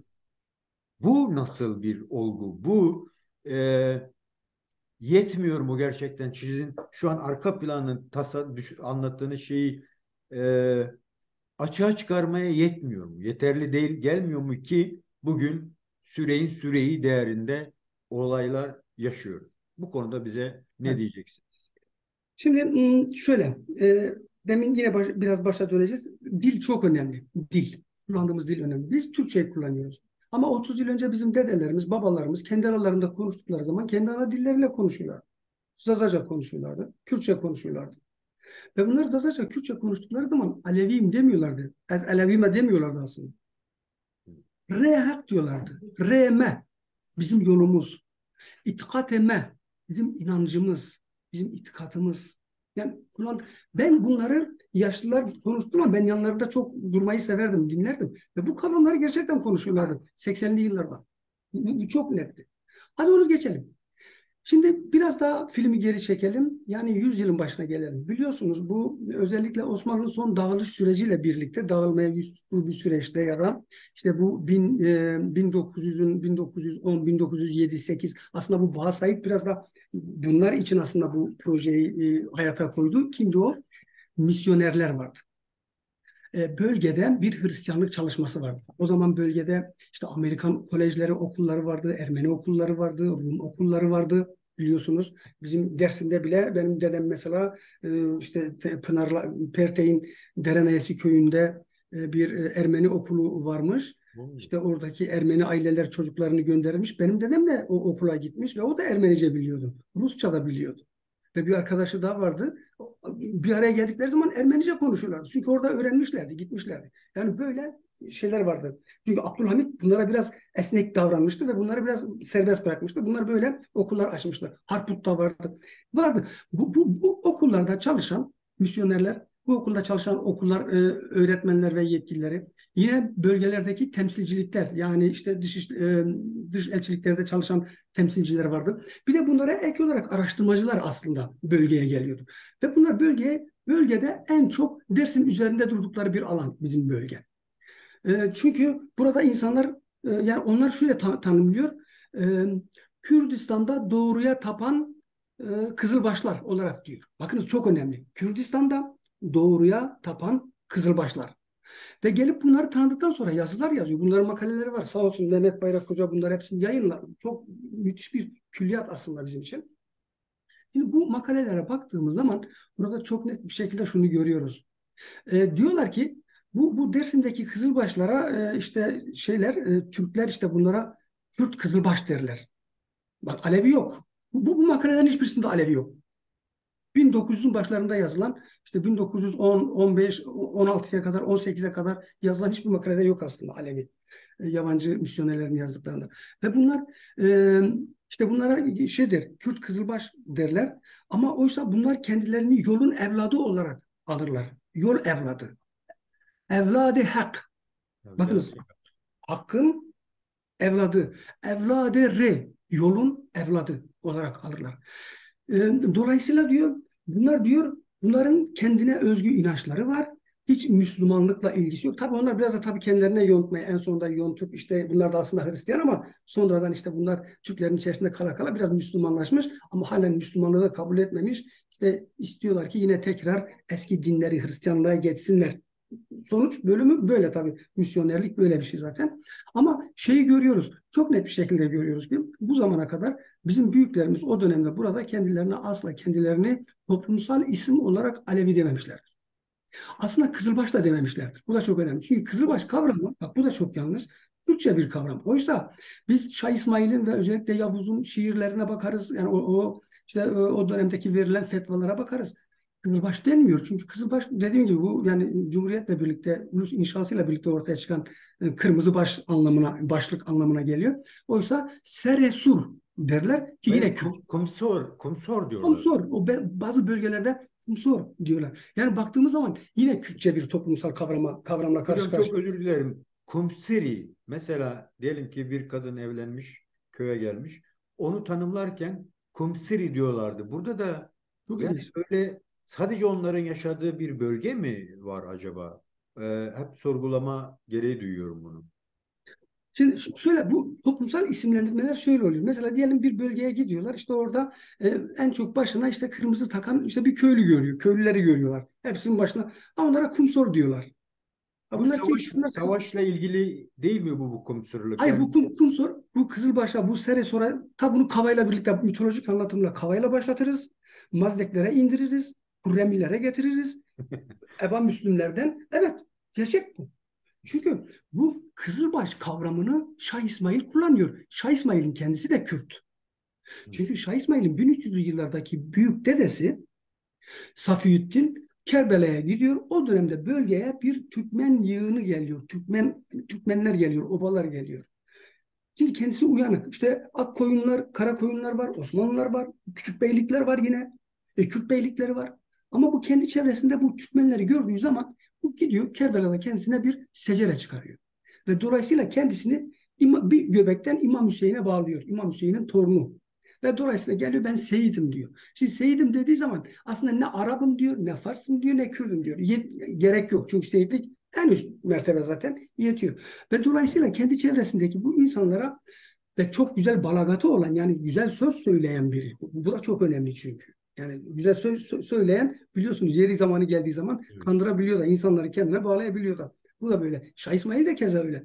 Ve dolayısıyla daha sonra Şah İsmail, Kürt Şah İsmail bu Kızılbaş kavramını kullandığı zaman o zaten Mazdekleri çok iyi tanıyor. Çünkü Mazdekler o bölgede, Eba Müslüm'ü çok iyi tanıyor o bölgede.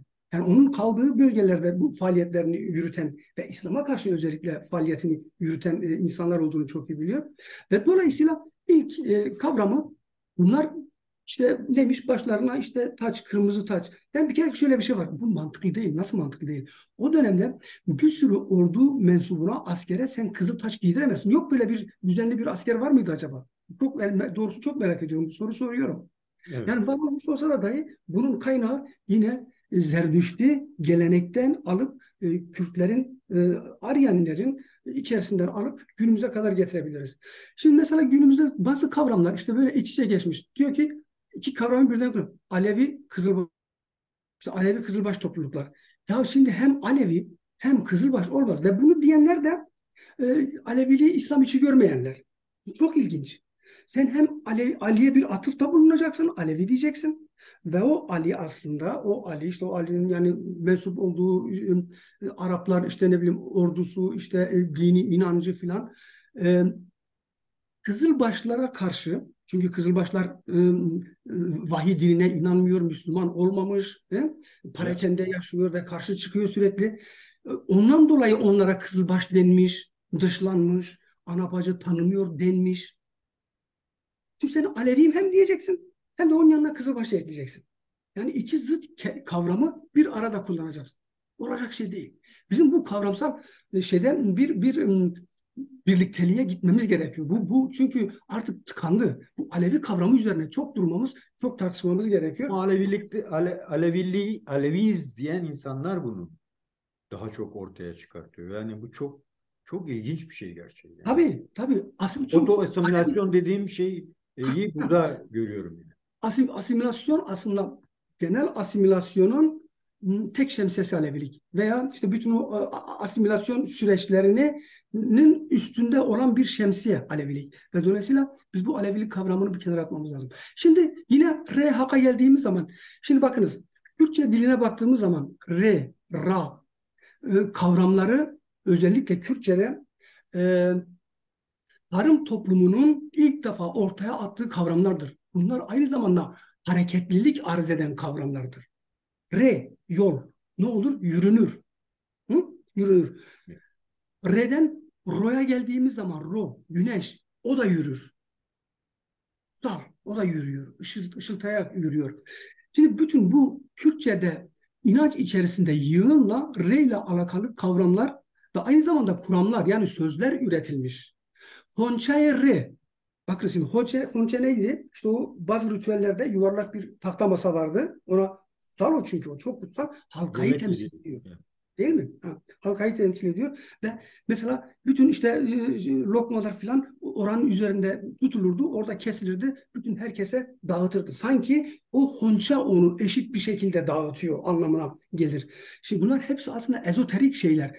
Yani bütün mesela ocağa rojin derler. Hani evin içerisinde kutsal ateşin yandığı yere rojin derler. Orada da bir hareketlilik var. Ne hareketliliği? Ateşin, dumanın hareketliliği. Şimdi bakınız bu çok çok önemli.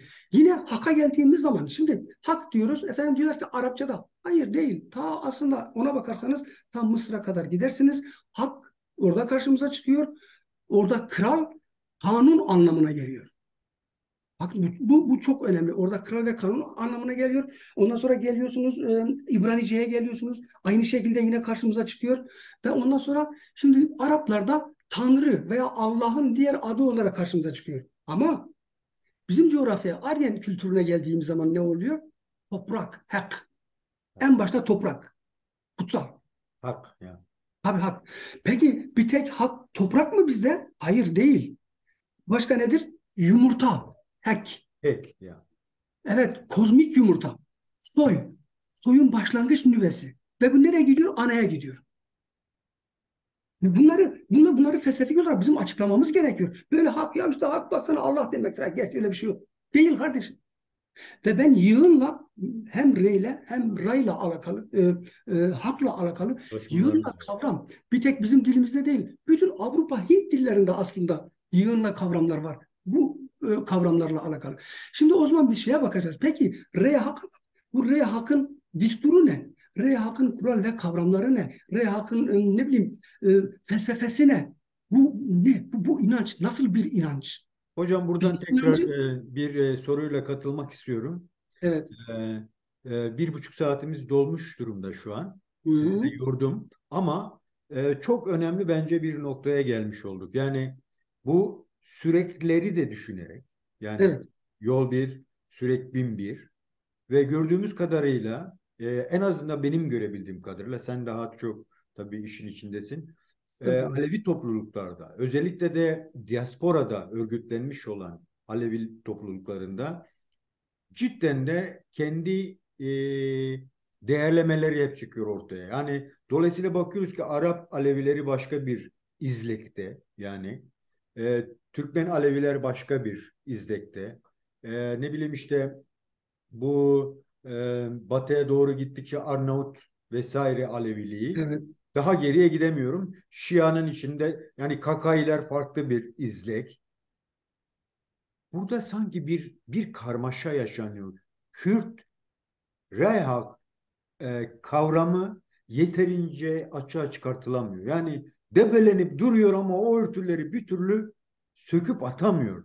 Yani e, yani burada sadece Reyhak diye bir değerleme yapılsa Aleviliği parçalamış mı olacak Kürtler? Yoksa gerçekten olayı şak diye yerine mi oturtacak? Bu konuda e, Aslında kafa çok karışıktır.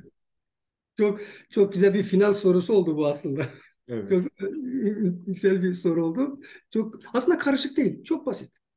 Önce bir kere ki biz bu Alevi kavramını özellikle bu inancı İslamiyet içerisinde görmeyen, tek İslamiyet değil, hiçbir dinin içerisinde görmeyen, hiçbir dinin mezhebi ekolü olarak görmeyen, bütün sevgili dostların aslında yapması gereken tek bir şey dilde birliği oluşturmak gerekiyor. Öncelikle bu Alevi kavramını şöyle bir kenara itmemiz gerekiyor. Bu kavram yok. Eğer zaten Alevi kavramını kullanarak biz Müslüman değiliz deseniz de dahi bu çok komik aslında. Ben de bak şu an kullanıyorum. Anlaşılsın diye kullanıyorum. Ben işte haz etmem dedim başta. Çünkü yani olmaz yani. Hani şunu derler. Bu ne tuşu bu ne lahana diye bir söz var ya. Yani tam buna uyan bir şey aslında. Ya Alevi sen Ali taraftarısın kardeşim. Ali'den Müslümandır yani. Yapma etme eyleme. Cemevini sazı sohbeti bırak camiye buyur. Bir. Ve bu burada haklı yani. Sen istediğin kadar söyle ya şudur budur. Hayır arkadaşım. Biraz gerçekçi, biraz daha ciddi olmamız gerekiyor. Şimdi dolayısıyla aslında işimiz çok basit. Bir, ilk etapta şu Alevi kavramını iyi bir şekilde bilince çıkarmamız lazım. Üzerine yoğun tartışmalar yapmamız lazım. Gerçekleri ortaya koymamız lazım ve onu bir kenara bırakmamız. Sonuçta onu bir kenara bırakırız. Şimdi geriye ne kalıyor o zaman? Geriye çok basit bir şey kalıyor. Şimdi biz de aslında bizim aydınlarda da bu hastalık aslında bu biraz. Böyle bir hastalığımız var. Aleviler bazı yani bu son dönemlerde bazı kavramlar böyle kuramlar ortaya koydular. Neymiş? Ya Alevilik ırkların değil de Kürtlerin inancıdır. Kenara koyuyor. Başka nedir? Alevilik 72 millete bir bakar. Bunu da kenara koy. Başka nedir? İşte Alevilik kadın, erkek, cins, ırk, mırk, göz ayrımı yapmaz. Ya bunlar artık klişeleşmiş şeyler. Bunların hiç yani gerçek yaşamda, bu toplumsal yaşamda hiçbir karşılığı yok. Kendini aldatmaktan başka bir şey değil bunlar. Biraz gerçekçi olmamız lazım. Bakın ne diyoruz? Hak dediğimiz zaman aynı zamanda hak, hukuk, adalet, hakikat. Biz hakikat arayışçısıyız ya. Yani yapmayın bunu. Biraz bu çok ilginçtir biliyor musun sevgili dostum? Bunu en çok da Kürt aydınları söylüyor. Bu da çok acı bir şey. Ben mesela Türkmen arkadaşlarım da var. Türkmen arkadaşlarım bana demiyor. Ya bırak işte Erdoğan Hoca ya ne Kürt işte Kürt Alevisi, Türk Alevisi. Hepimiz Aleviyiz demiyorlar inanır mısın? Ama bir Kürt aydınıyla arkadaşımla konuştuğum zaman ya diyor sen çok diyor Kürt diyorsun diyor. Ne gerek yok diyor. Hepimiz diyor Aleviyiz işte. Daha ötesi var mıdır? Başka? Biz Müslüman değiliz. Sen Müslümansın Aleviyim dedikten sonra Müslümanlığı kabul ettin zaten. Şimdi şöyle Kürt Alevi şimdi Aleviler aslında Aleviler artık bir yol ayrımına gelmiş. Yani biz öyle birlikten söz ediyorlar. Yok böyle bir şey. Zaten hiçbir dinde, hiçbir inançta birlik söz konusu değil. Hiçbir ulusta da birlik söz konusu değil. Böyle bir şey yok. Yani olamaz. Bu yani doğaya da ters. Bu inanca çok çok ters. Yani yol bir, bin bir sürekli dediğimiz zaman buna daha da çok ters. Burada çünkü her şeyler konuşulur, her şey tartışılır, ortaya konan şeyler vardır. Bunun yapılması gerekiyor. Şimdi dolayısıyla Kürt Alevileri bir kere kendilerine hak demeleri gerekiyor. İtikatime, reyme, itikatime, reyhake. Bunu kesinlikle bunun altını demeleri gerekiyor. Ve aynı zamanda kendi dilleriyle bir barış yapmaları gerekiyor. Dilleriyle kucaklaşmaları gerekiyor. Bu onu da sağlıyor. Çünkü o dil olmadan bu inancı zaten yine İslamiyet'te ayıramaz. Yani imkansız bir şey. Çünkü bütün kavramları piyasa aleviliğiyle hep İslami kavramlar getirip doldurmuşlar. Dolayısıyla bunun temizlenmesi için bir kere ki sen reyhak kavramını kullanmalısın. Ve hatta aslında Türkmen Alevilerin de bunu da söylemem gerekiyor. Türkmen Alevileri Alevi kavramlarının Kürtçe Alevi kavramlarının evet bu Kürtlere ait bir kavramdır demeleri gerekiyor. Ve bunu geliştirmeleri gerekiyor. Bunun anlamı, etimolojik kökeni budur. Bunun morfolojik açılımları bu şekilde yapılır demeleri gerekiyor. Derlerse işte o zaman bu inancı aslında İslamiyet içerisinde çekmiş olurlar. Aksi takdirde bu inanç İslamiyet içerisinde böyle eriyip gidecektir. Dolayısıyla Kürt Aleviler reyhak kavramını kullanacak. Ve Türkmen Aleviler yani işte Sivas'ın batısından alın işte Balkanlara mı gidersiniz, aşağılara mı gidersiniz, Mısır'a mı giderseniz nerede dergahları varsa Bektaşi. Bektaşi kavramını kullan. Üst şemsi olarak Bektaşi kavramını kullanmaları lazım. Çünkü zaten bugün ritüellerine yani Türkmen Alevilerin, Türkmen kardeşlerimizin ritüellerine, pratiklerine, uygulamalarına baktığımız zaman zaten Bektaşilikteki o kavramları da okuduğumuz zaman yani birebir uyuyor. Ve dolayısıyla kendilerini Bektaşi olarak rahat bir şekilde tanımlayabilirler. Varsa eksikleri bunu giderirler. Yani bu konuşulur, tartışılır, var olan şeyler. Diğer bir bölüm özellikle Rojava altındaki Akdeniz bölgesine gittiğim zaman işte Mersin'in Adana, Hatay'a gittiğim zaman Arap Alevileri var. Onlar kendilerine Arap Alevi diyebilirler. Gayet net. İşte bir tek Alevi kavramı aslında o iklimde yaşatılabilir Arap Alevileri. Çünkü Beyrut'a gittiğiniz zaman orada da Alevi var. Mısır'a gidin Alevi var. Cezayir'e gidin Alevi var. Fas'ta var. Lübnan'da var. Suriye'de var. Bunlar hepsi Müslüman ama. Bunlar Müslüman. Sen de diyorsun ben de kendine Aleviyim diyorsun ama ben Müslüman değilim diyorsun. Ya bunu açıklayamazsın. Yani Ama bunu açıklayamazsın. Şialık değil mi hocam bu? Yani Değil bu. Şialık da çok ilginç, bambaşka bir ilginç şey. bir şey yani. Şialık çünkü süreç içerisinde İslamiyet içerisinde bak şimdi orada da farklı bir şey ortaya çıktı. Zaman içerisinde Arap kavmi mi daha önemli, büyük Fars kavmi mi daha önemli? Çünkü onlar artık yani dağıldı, Kürtler artık ayrıştılar. Dolayısıyla Farslarla Araplar baş başa kaldılar ve orada bu ayrılık ortaya çıktı. Şii kavramı siyasi bir kavramdır. Şimdi Şiilere baktığımız zaman özellikle işte Persler ve işte değişik muhtelif ülkelerde de yine Şiiler var. Arabistan'da da var. Bunlara baktığımız zaman bir tek sorun var oradaki. Tek sorun halifelik İmam Ali'nindi. İşte Kerbela'da haksızlık yapıldı. İşte halen siz Muaviye dinini devam ettiriyorsunuz. Emme ve lekin Ramazan'da birlikteyiz, camide birlikteyiz, tevhid dinine inanmaktayız. Allah'ımız bir. İşte sizde 4 tane mezhep, büyük mezhep varsa işte bizim mezhebimiz biraz daha değişiktir. Buna da Şii mezhebi denmiştir. Ama yani işin aslını sorarsanız aslında Farsların Araplara karşı Arap kavmiyetine ve aynı zamanda ilk etapta Arap dinine yani Müslümanlığa karşı kendi Zerdüştlü inançlarını tekrar yaşatabiliriz bahanesiyle veya düşüncesiyle hareket ettiler. Ama daha sonra bu kavmiyet savaşlarına girdi. Çünkü bu yani Arap tarihine, yazılı tarihine ve Fars tarihine baktığınız zaman birbirleriyle müthiş bir şekilde kıyasıya savaşırlar. Arap kavmi mi çok üstün, yani Fars kavmi mi çok üstün ve dolayısıyla bu Şiilik bir parti, bir siyasi proje olarak ortaya attılar. Yoksa ki aslında onlar Sünnilik de bunun karşıtı değil mi? evet, Algılayabiliriz. evet, Burada çok özür dilerim yine kesmiş oldum. Çünkü çok şey var gerçekten. E, Alevilik olgusu tartışılırken yine gerek Kürt aydınları gerek Türk aydınları içerisinde Alevi Sunni ya birbirinden çok aykırı benim evet, okumalarıma göre. Yani kıyaslaştırıp karşı karşıya kıyas getiremeyecek yapılamayacak şekilde. iki değer. Dolayısıyla o da toplum içinde çok ciddi bir kafa karışıklığı yaratıyor. Alevi Sunni. Ya öyle bir şey yok. Ya Alevi ya İslamsın. Evet, Sunni evet, Şiilik evet, İslam'ın kendi ya, içindeki bölünmelerinden siyasal olarak parçalanmışlığın getirmiş olduğu evet, bir değer. evet, Yani evet. bu da çok büyük kafa karıştırıcı bir değer. Dolayısıyla yani bu Rayak bunu nasıl sahiplenecek? Nasıl olgunlaştıracak? Ve bu Alevi bütün bu sorun aslında dikkat ederseniz dönüp dolaşıp Alevi kavramı etrafında kilitleniyor. Önce o kilidi kırmamız gerekiyor, kilidi aşmamız gerekiyor. E, Dilimize dikkat etmemiz lazım. Kavramları yerinde kullanmamız lazım. Alevi Sunni değil, hayır. Alevi Müslüman de ya da yani Tamam. ayrı orada. Şimdi ya da Bektaşi de Müslümanlar de. İşte Rehab ve Müslümanlar de. Bunu rahatlıkla diyebilirsin. Yani bu denebilir bir şey zaten aslında. Bunun söylenmesi gerekiyor. Burası da yani bu noktaya parmak bastınız çok önemli.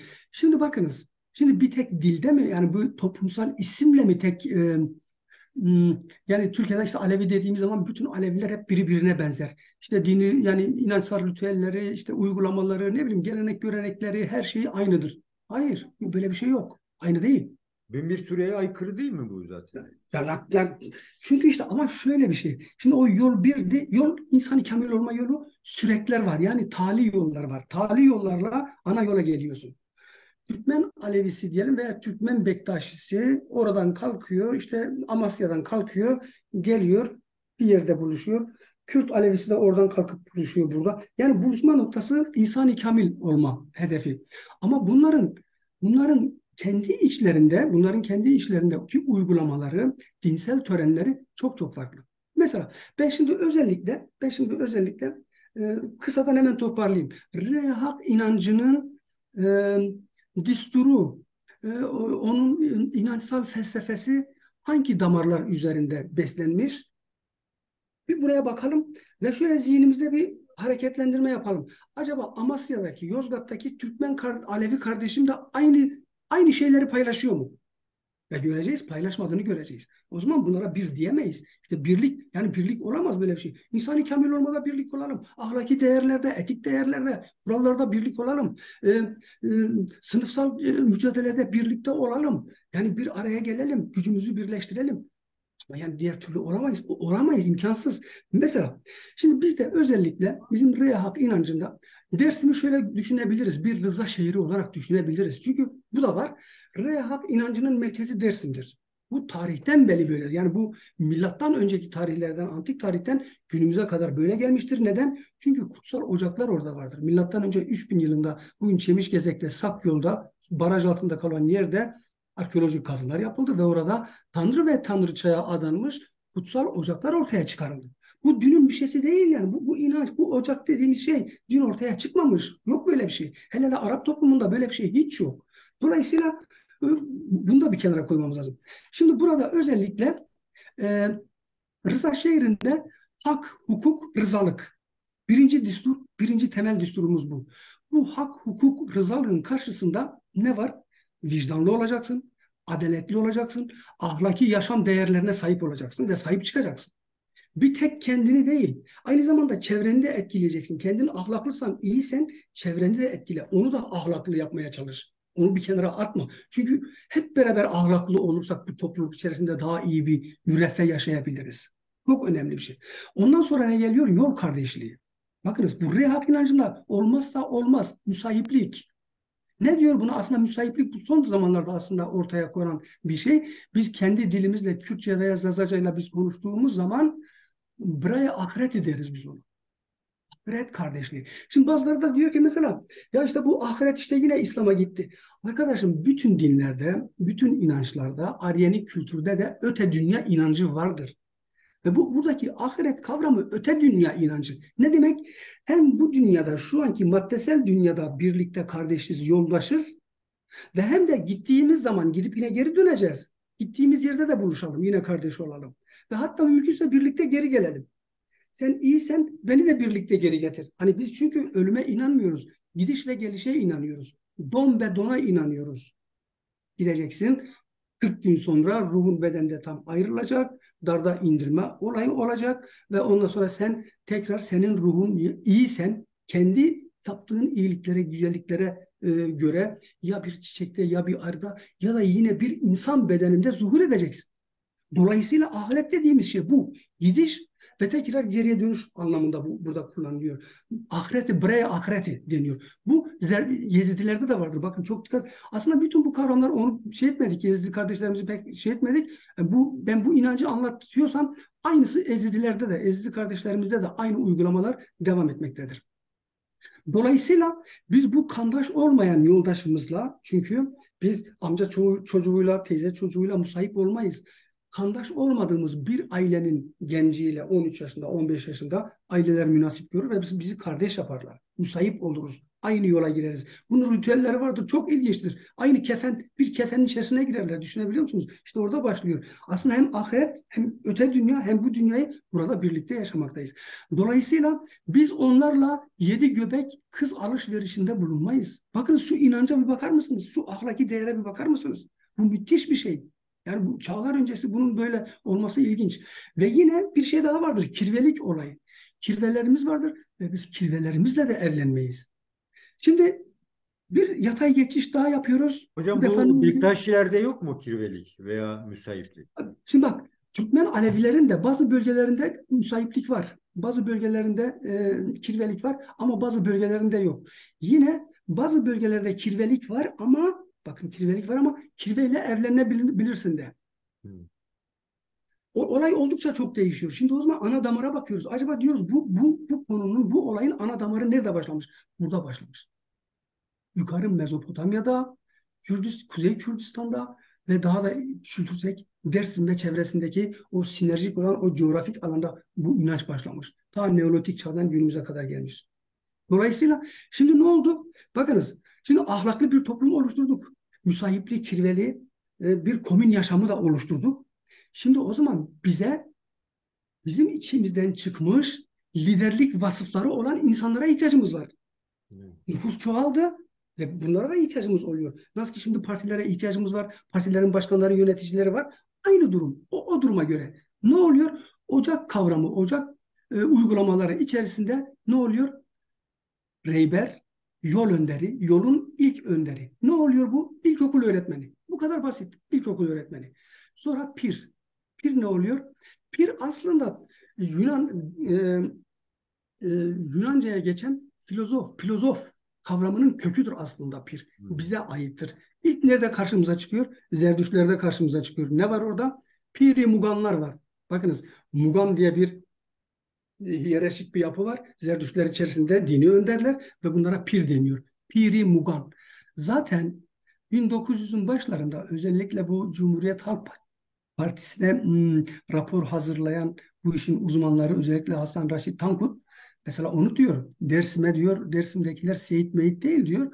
Bunlar diyor aslında diyor İran'dan gelmiş Piri Muganlardır diyor. Çok doğru söylüyor. Çok yerinde bir söz. Farkına Ya bu kadar varmadan. basit. Evet. Ve bunlar diyor kendilerine Seyit kılıfı buldular, yaşatmaya çalıştılar. Aynen doğru söylüyor, katılıyorum. Hiç ötesi yok. Çok güzel. Çünkü bu işin uzmanı bir de. Pir ne oluyor? Lise öğretmeni. Sonra mürşit. Bakınız mürşit kavramı yine Kürtçe ve Farsça bir kavramdır. Mirden geliyor, mardan geliyor. Bakınız mar, şahmaranı alın ölümsüz. Mar bizde çok kutsal aslında. Kutsal bir varlık, yılan ve aynı zamanda mir güneş anlamına geliyor. Şimdi pardon, şit güneş anlamına geliyor. Mir güneşin oğlu anlamına geliyor. Mürşit güneşi temsil ediyor. En tepede mürşit var. Yani pirlerin ve rehberlerin bağlandığı bir de kendi hiyerarşisi içerisinde mürşidi var. Dolayısıyla bu ne oluyor? Üniversite profesörü. Ne oldu? Bu topluluk vicdanlı, ahlaklı topluluk, müsaitlik, kirvelik, dostluk, arkadaşlığı kurdu ve ondan sonra ne oldu? Benim öğrenmem lazım, daha da geliştirmem lazım. Her şeyi yani tarımı, toplumu, siyasal süreçleri her şeyi iyi bir şekilde öğrenmem lazım. O zaman ben de talef olmam lazım dedi. Yani öğrenci olmam lazım ve kendime benden daha iyi bilgiye ulaşan insanlara gidip öğrenci olmam lazım. Gitti, rehberini, pirini, mürşidini buldu. Olay bu. Yoksa bunun seyitlikle, meyitlikle hiçbir ilgisi yok. Bunun şecerelerle hiçbir ilgisi yok. Olay süreci aynen bu şekilde tarihte böyle geçiyor gidiyor. Şimdi hak, hukuk, rızalıktan hemen bir aşağıya geldiğimiz zaman ortak değerler ortaya çıkarması gerekiyor. Bakınız bir toplum oluştu. Şimdi bu defa oturuyorlar. Kim oturuyor? Yani talipler, rehberler, pirler, mürşitler kurdukları ocaklarda, okullarda oturuyorlar. Bu defa da gereksinim duyduğu yeni şeyleri ortaya çıkarıyorlar. Özellikle de tarımla, doğayla ilgili olan şeyleri ortaya çıkarıyorlar. Şimdi biz doğaya tabiat, doğa, kainat her şey deniyor. Ama bizdeki dile bakar mısınız? Haza, haza. Kendini bilen, kendini doğuran. Doğaya demişiz. Şu evrene, şu kainata haza demişiz. Çok önemli.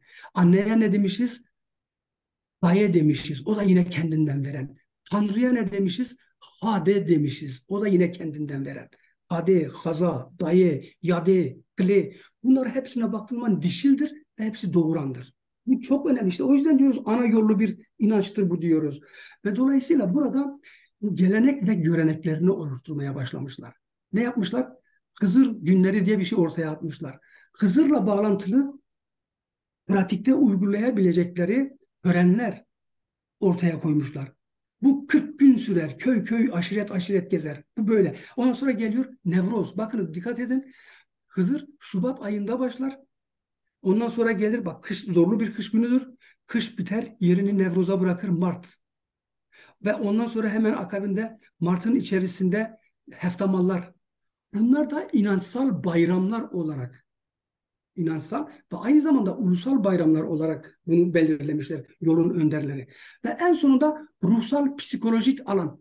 Şimdi ruhsal psikolojik alan neydi? Bütün sen insanlarla insanlar arasındaki o diyaloğu ahlaki değerleri korudun, ortaya koydun. Şimdi bu defa da bu insanlarla doğa arasındaki ilişkiyi bu defa kurman lazım, sentezlemen lazım. Ne yapıyorsun buna?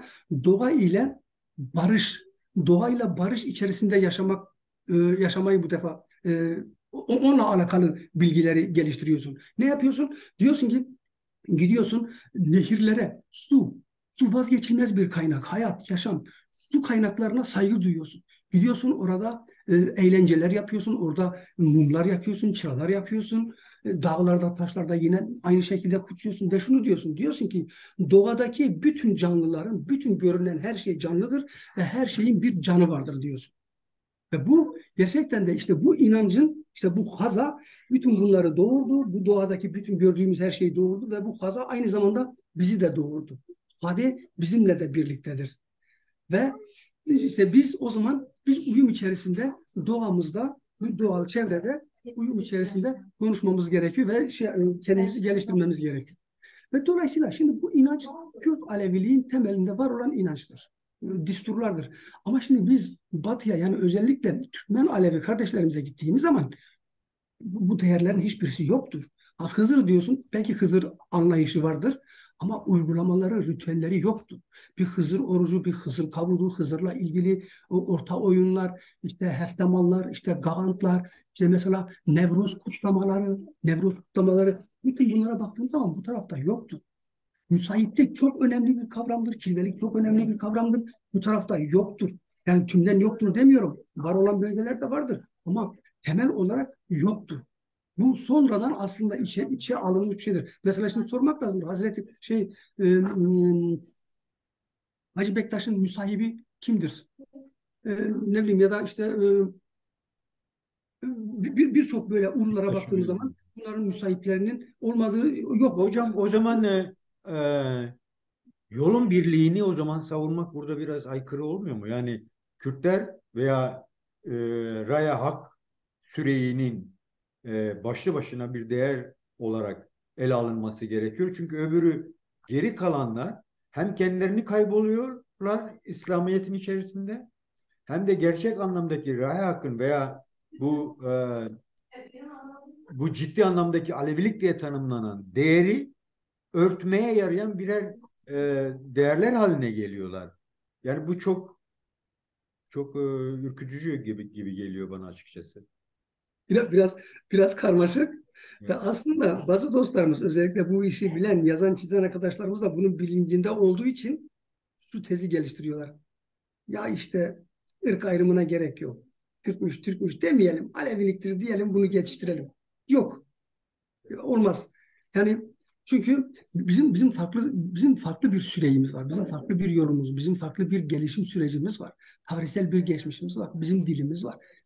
Biz otokton, biz yerleşik bir toplumuz burada. Biz yani oradan buradan gelip buraya yerleşmedik. Sonra da buradaki olan o kültürel etkileşimle gelişmedik. Biz buradaydık. Ve biz mecburuz. Biz kendi inancımız içerisinde olan bu değerleri savunmaya, geliştirmeye, bunun felsefesini yapmaya, konuşmaya. Ama üzülecek bir şey yok aslında. Ahlaki değerlerde birlik olabiliriz. Ahlaki değerlerde yürüyebiliriz. Çok önemli. Düşünün, şöyle düşünün. Bugün mesela bizim aydınlarımız, bizim Alevi aydınlarımız, özellikle Türkmen Alevilerine sesleniyorum burada. Özellikle bu derneklerde başkanlık, yöneticilik yapan Türkmen Alevilerine sesleniyorum. Bugün hakikatten yana olduklarını, işte 72 millete bir baktıklarını, e, dil, din, ırk ayrımı yapmadıklarını söyleyen bu canlara şunu söylüyorum. Türklerin ana dili yok.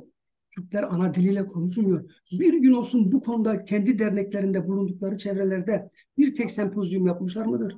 Ya bizim Kürt Alevi kardeşlerimiz var. Onların dilini neden yasaklıyorsunuz? Demişler midir? Hadi onu da geçiyorum. Yaptıkları cemlerde, salon cemlerinde bir Baba Mansurlu, bir Kureyşanlı, Avuçanlı, Şıktelli, Berhecanlı bir piri getirip kendi ana diliyle, kendi topluluğuna, kendi taliplerine bir civat yaptırmışlar mıdır? Peki o zaman nasıl kardeş oluyoruz biz? Nasıl hakikatten yanayız biz? Bu nasıl bir hakikat? Böyle bir şey olabilir mi? Olmaz. Bu yakışmaz. Gerçekten yakışık değil. Bizim bundan bir an önce kurtulmamız lazım, vazgeçmemiz lazım. Ve özellikle Kürt aydınları kendi tarihlerini çok iyi bilmeleri gerekiyor. Bu utanmamaları lazım. Yani Kürt'üm demekle utanılacak bir şey değil. Nasıl göğsünü gere gere Aleviyim diyor, Alevilik üzerine bir sürü yorum yapıyor, yazı yazıyorsan. Ya o yazının içerisinde iki satırda Kürt'ü ayır ya. Kendini ayırıyorsun alt yani. Kendini ayır. Yani bu yüzden ya. Ne var ki yani? Benim dedem işte bu konuda şunu dedi Kürtçe. Bir söz oraya yaz ya. Tarihe geçsin o söz. O bile yok. Ondan sonra Mesela Alevi. Demokratik Güç Birliği diye oluşturuldu ama orada bir baktınız ki Kürtler katılmış diye dağıldı gitti sanıyorum o güç birliği. Öyle sanıyorum. Ee, Hocam Maalesef. çok teşekkür ediyorum. Değerli arkadaşlar, değerli dostlar, Evet, e, sevgili Erdoğan Yalgın'ı çok yorduk biliyorum. 2 saate olsun. İyi oldu yakın benim için de. bir süre. Gerçekten de konuşulması gereken, tartışılması gereken bir konu ve çok öncelenmesi gereken bir şey. Ama ne yazık ki ancak biz işte bir ucundan tuttuk yine. Bu vesileyle sanırım önümüzdeki dönemlerde eğer bize vakit ayırır da tekrar sohbet etme olanağımız olursa bunları tekrar bölüm bölüm yani spesifik olarak da açmaya düşünüyorum ben. Kendisi de tabii bana katılırsa bu noktada. Tabii, neden olmasın? Neden E, olmasın? Seve Değerli seve. hocam, e, ben programı bitirmek istiyorum. O nedenle Evet, son olarak hoşça kal demeden önce sizin hani çok şey söylenecekti. evet. Bağlayıcı olarak neler söyleyeceksiniz? Ondan sonra bağlayalım. Vallahi sevgili dostum, öncelikle şunu söyleyeyim. 2016 yılındaydı sanırım. Sizinle Toronto'da, Evet, Kanada'da tanışmıştık. evet, Oradaki sevgili dostlarla buluştuğum zaman sizinle tanışmıştık. O günden bugüne kadim dostluğumuz devam etti. Ben bu dostlukta çok memnunum. İyi oldu. Böyle bir program aslında biliyorsun daha önce de yapacaktık. Bir türlü zaman bulamadık, yapamadık. evet. Bugüneymiş kısmet. Her şeyden önce güzel bir sohbet oldu. Her şeyden önce güzel bir muhabbet gerçekleştirdik. Bu da aynı zamanda bir cemi civattı, ikili bir civattı. Dolayısıyla ben memnun oldum. Umarım bizi izleyenler, daha sonra bizi dinleyenler, dinleyen dostlardan varsa eksiklerimizi bize bildirsinler tabii ki. Ben eleştiriye açık bir insanım. Kendi tezlerim illa bu doğrudur, gelin buna uyun. Asla böyle bir şey yok. Ben sürekli öğrenmek isteyen, öğrenen biriyim. Eleştiriye bu vesileyle açığım. Ama benim kendi görüşlerim bu. Ben bu görüşlerimde de vazgeçmeyeceğim ta ki yenilerini buna ekleyene kadar. Ben özellikle de Kürt aydınlarına, Kürt Alevi aydınlarına gerçekten de biraz bu yani siyasi politik konuları konuşmasınlar demiyorum. Güncel sorunları dile getirsinler ama tarihsel bu felsefi boyutuyla tarihsel konuları da mutlaka biraz daha araştırsınlar. Biraz daha tarihe baksınlar. Biraz şüpheci, biraz kaygılı bir şekilde baksınlar ve yazsınlar, konuşsunlar, bunu dile getirsinler ve bütün Alevi dostlarımda da aslında, Türkmen ve Kürt Alevi dostlarımda da en büyük isteğim bu inancı başka bir dinin, bir mezhebi, bir dinin içerisine sokma, bir dinin ekolü, bir dinle ilişkili yapmasınlar. Bu gerçekten de geleceğimiz için, özellikle çocuklarımız ve özellikle de kız çocuklarımız için büyük bir tehlike. Bu çağdaş dünyada böylesi bir tehlikeye asla yol vermeyelim. Dolayısıyla bizim inancımız kötü bir inanç değil. Biz bütün inançlara, bütün dinlere, peygamberlere, kitaplara saygılıyız. Çünkü bizim böyle bir şeyimiz yok. Bir misyonerlik görevimiz yok. Ama bizi de kendilerine benzetmesinler. Yani bizi de anlasınlar. Ve bu arada aslında ilahiyatçılara, özellikle Türkiye'deki akademisyenlere, ilahiyatçılara, ilahiyatçı akademisyenlere bir çağrım olacak. Yani biraz lütfen siz de biraz elinizi taşın altına koyun ve hakikati dile getirin. Yani şöyle bir bakın. Yani bu topluluk, bu Alevi dedikleri bu topluluk gerçekten de İslam'ın hangi babında, hangi ayetine uyuyor, hangi yerinde bunu görebiliyorsunuz? Görmüyorsanız bunu usule uygun bir dille açıklayın, yani bunu söyleyin, anlatın. Çünkü onların da bunu yapması gerekiyor. Bu önemli şey. Dolayısıyla işimiz belki zor olabilir ama çok konuşacağız, çok sohbet edeceğiz, çok araştırıp yazacağız. Bunu yapmak zorundayız. Ben inanıyorum ki su belli bir zaman sonra mutlaka gittiği yeri tanır, bilir ve yatağına ulaşır diye Su, düşünüyorum. su Tekrar çatlağını teşekkür bulur ederim sevgili diyorsun. dostum. Çok sağ olun. Peki hocam, çok teşekkür ediyorum gerçekten. Bugün değerli arkadaşlar, değerli dostlar, e, bir konuyu daha sonuçlandırmaya çalıştık. Dediğimiz gibi belki ucundan tutmaya çalıştık. Değerli dostumuz, değerli arkadaşımız, değerli araştırmacı, yazar arkadaşımız Erdoğan Yalgın'la görüştük. Kendisine çok teşekkür ediyoruz. Vakit Ben ayırdı, teşekkür ederim. zaman verdi Sağ olun. bize. Hocam çok teşekkür ediyoruz. Katıldınız, değer verdiniz. Çok sağ olun. Sağ olun. Eyvallah. Ben teşekkür ediyorum. Çok sağ olun. Sevgiler, saygılar.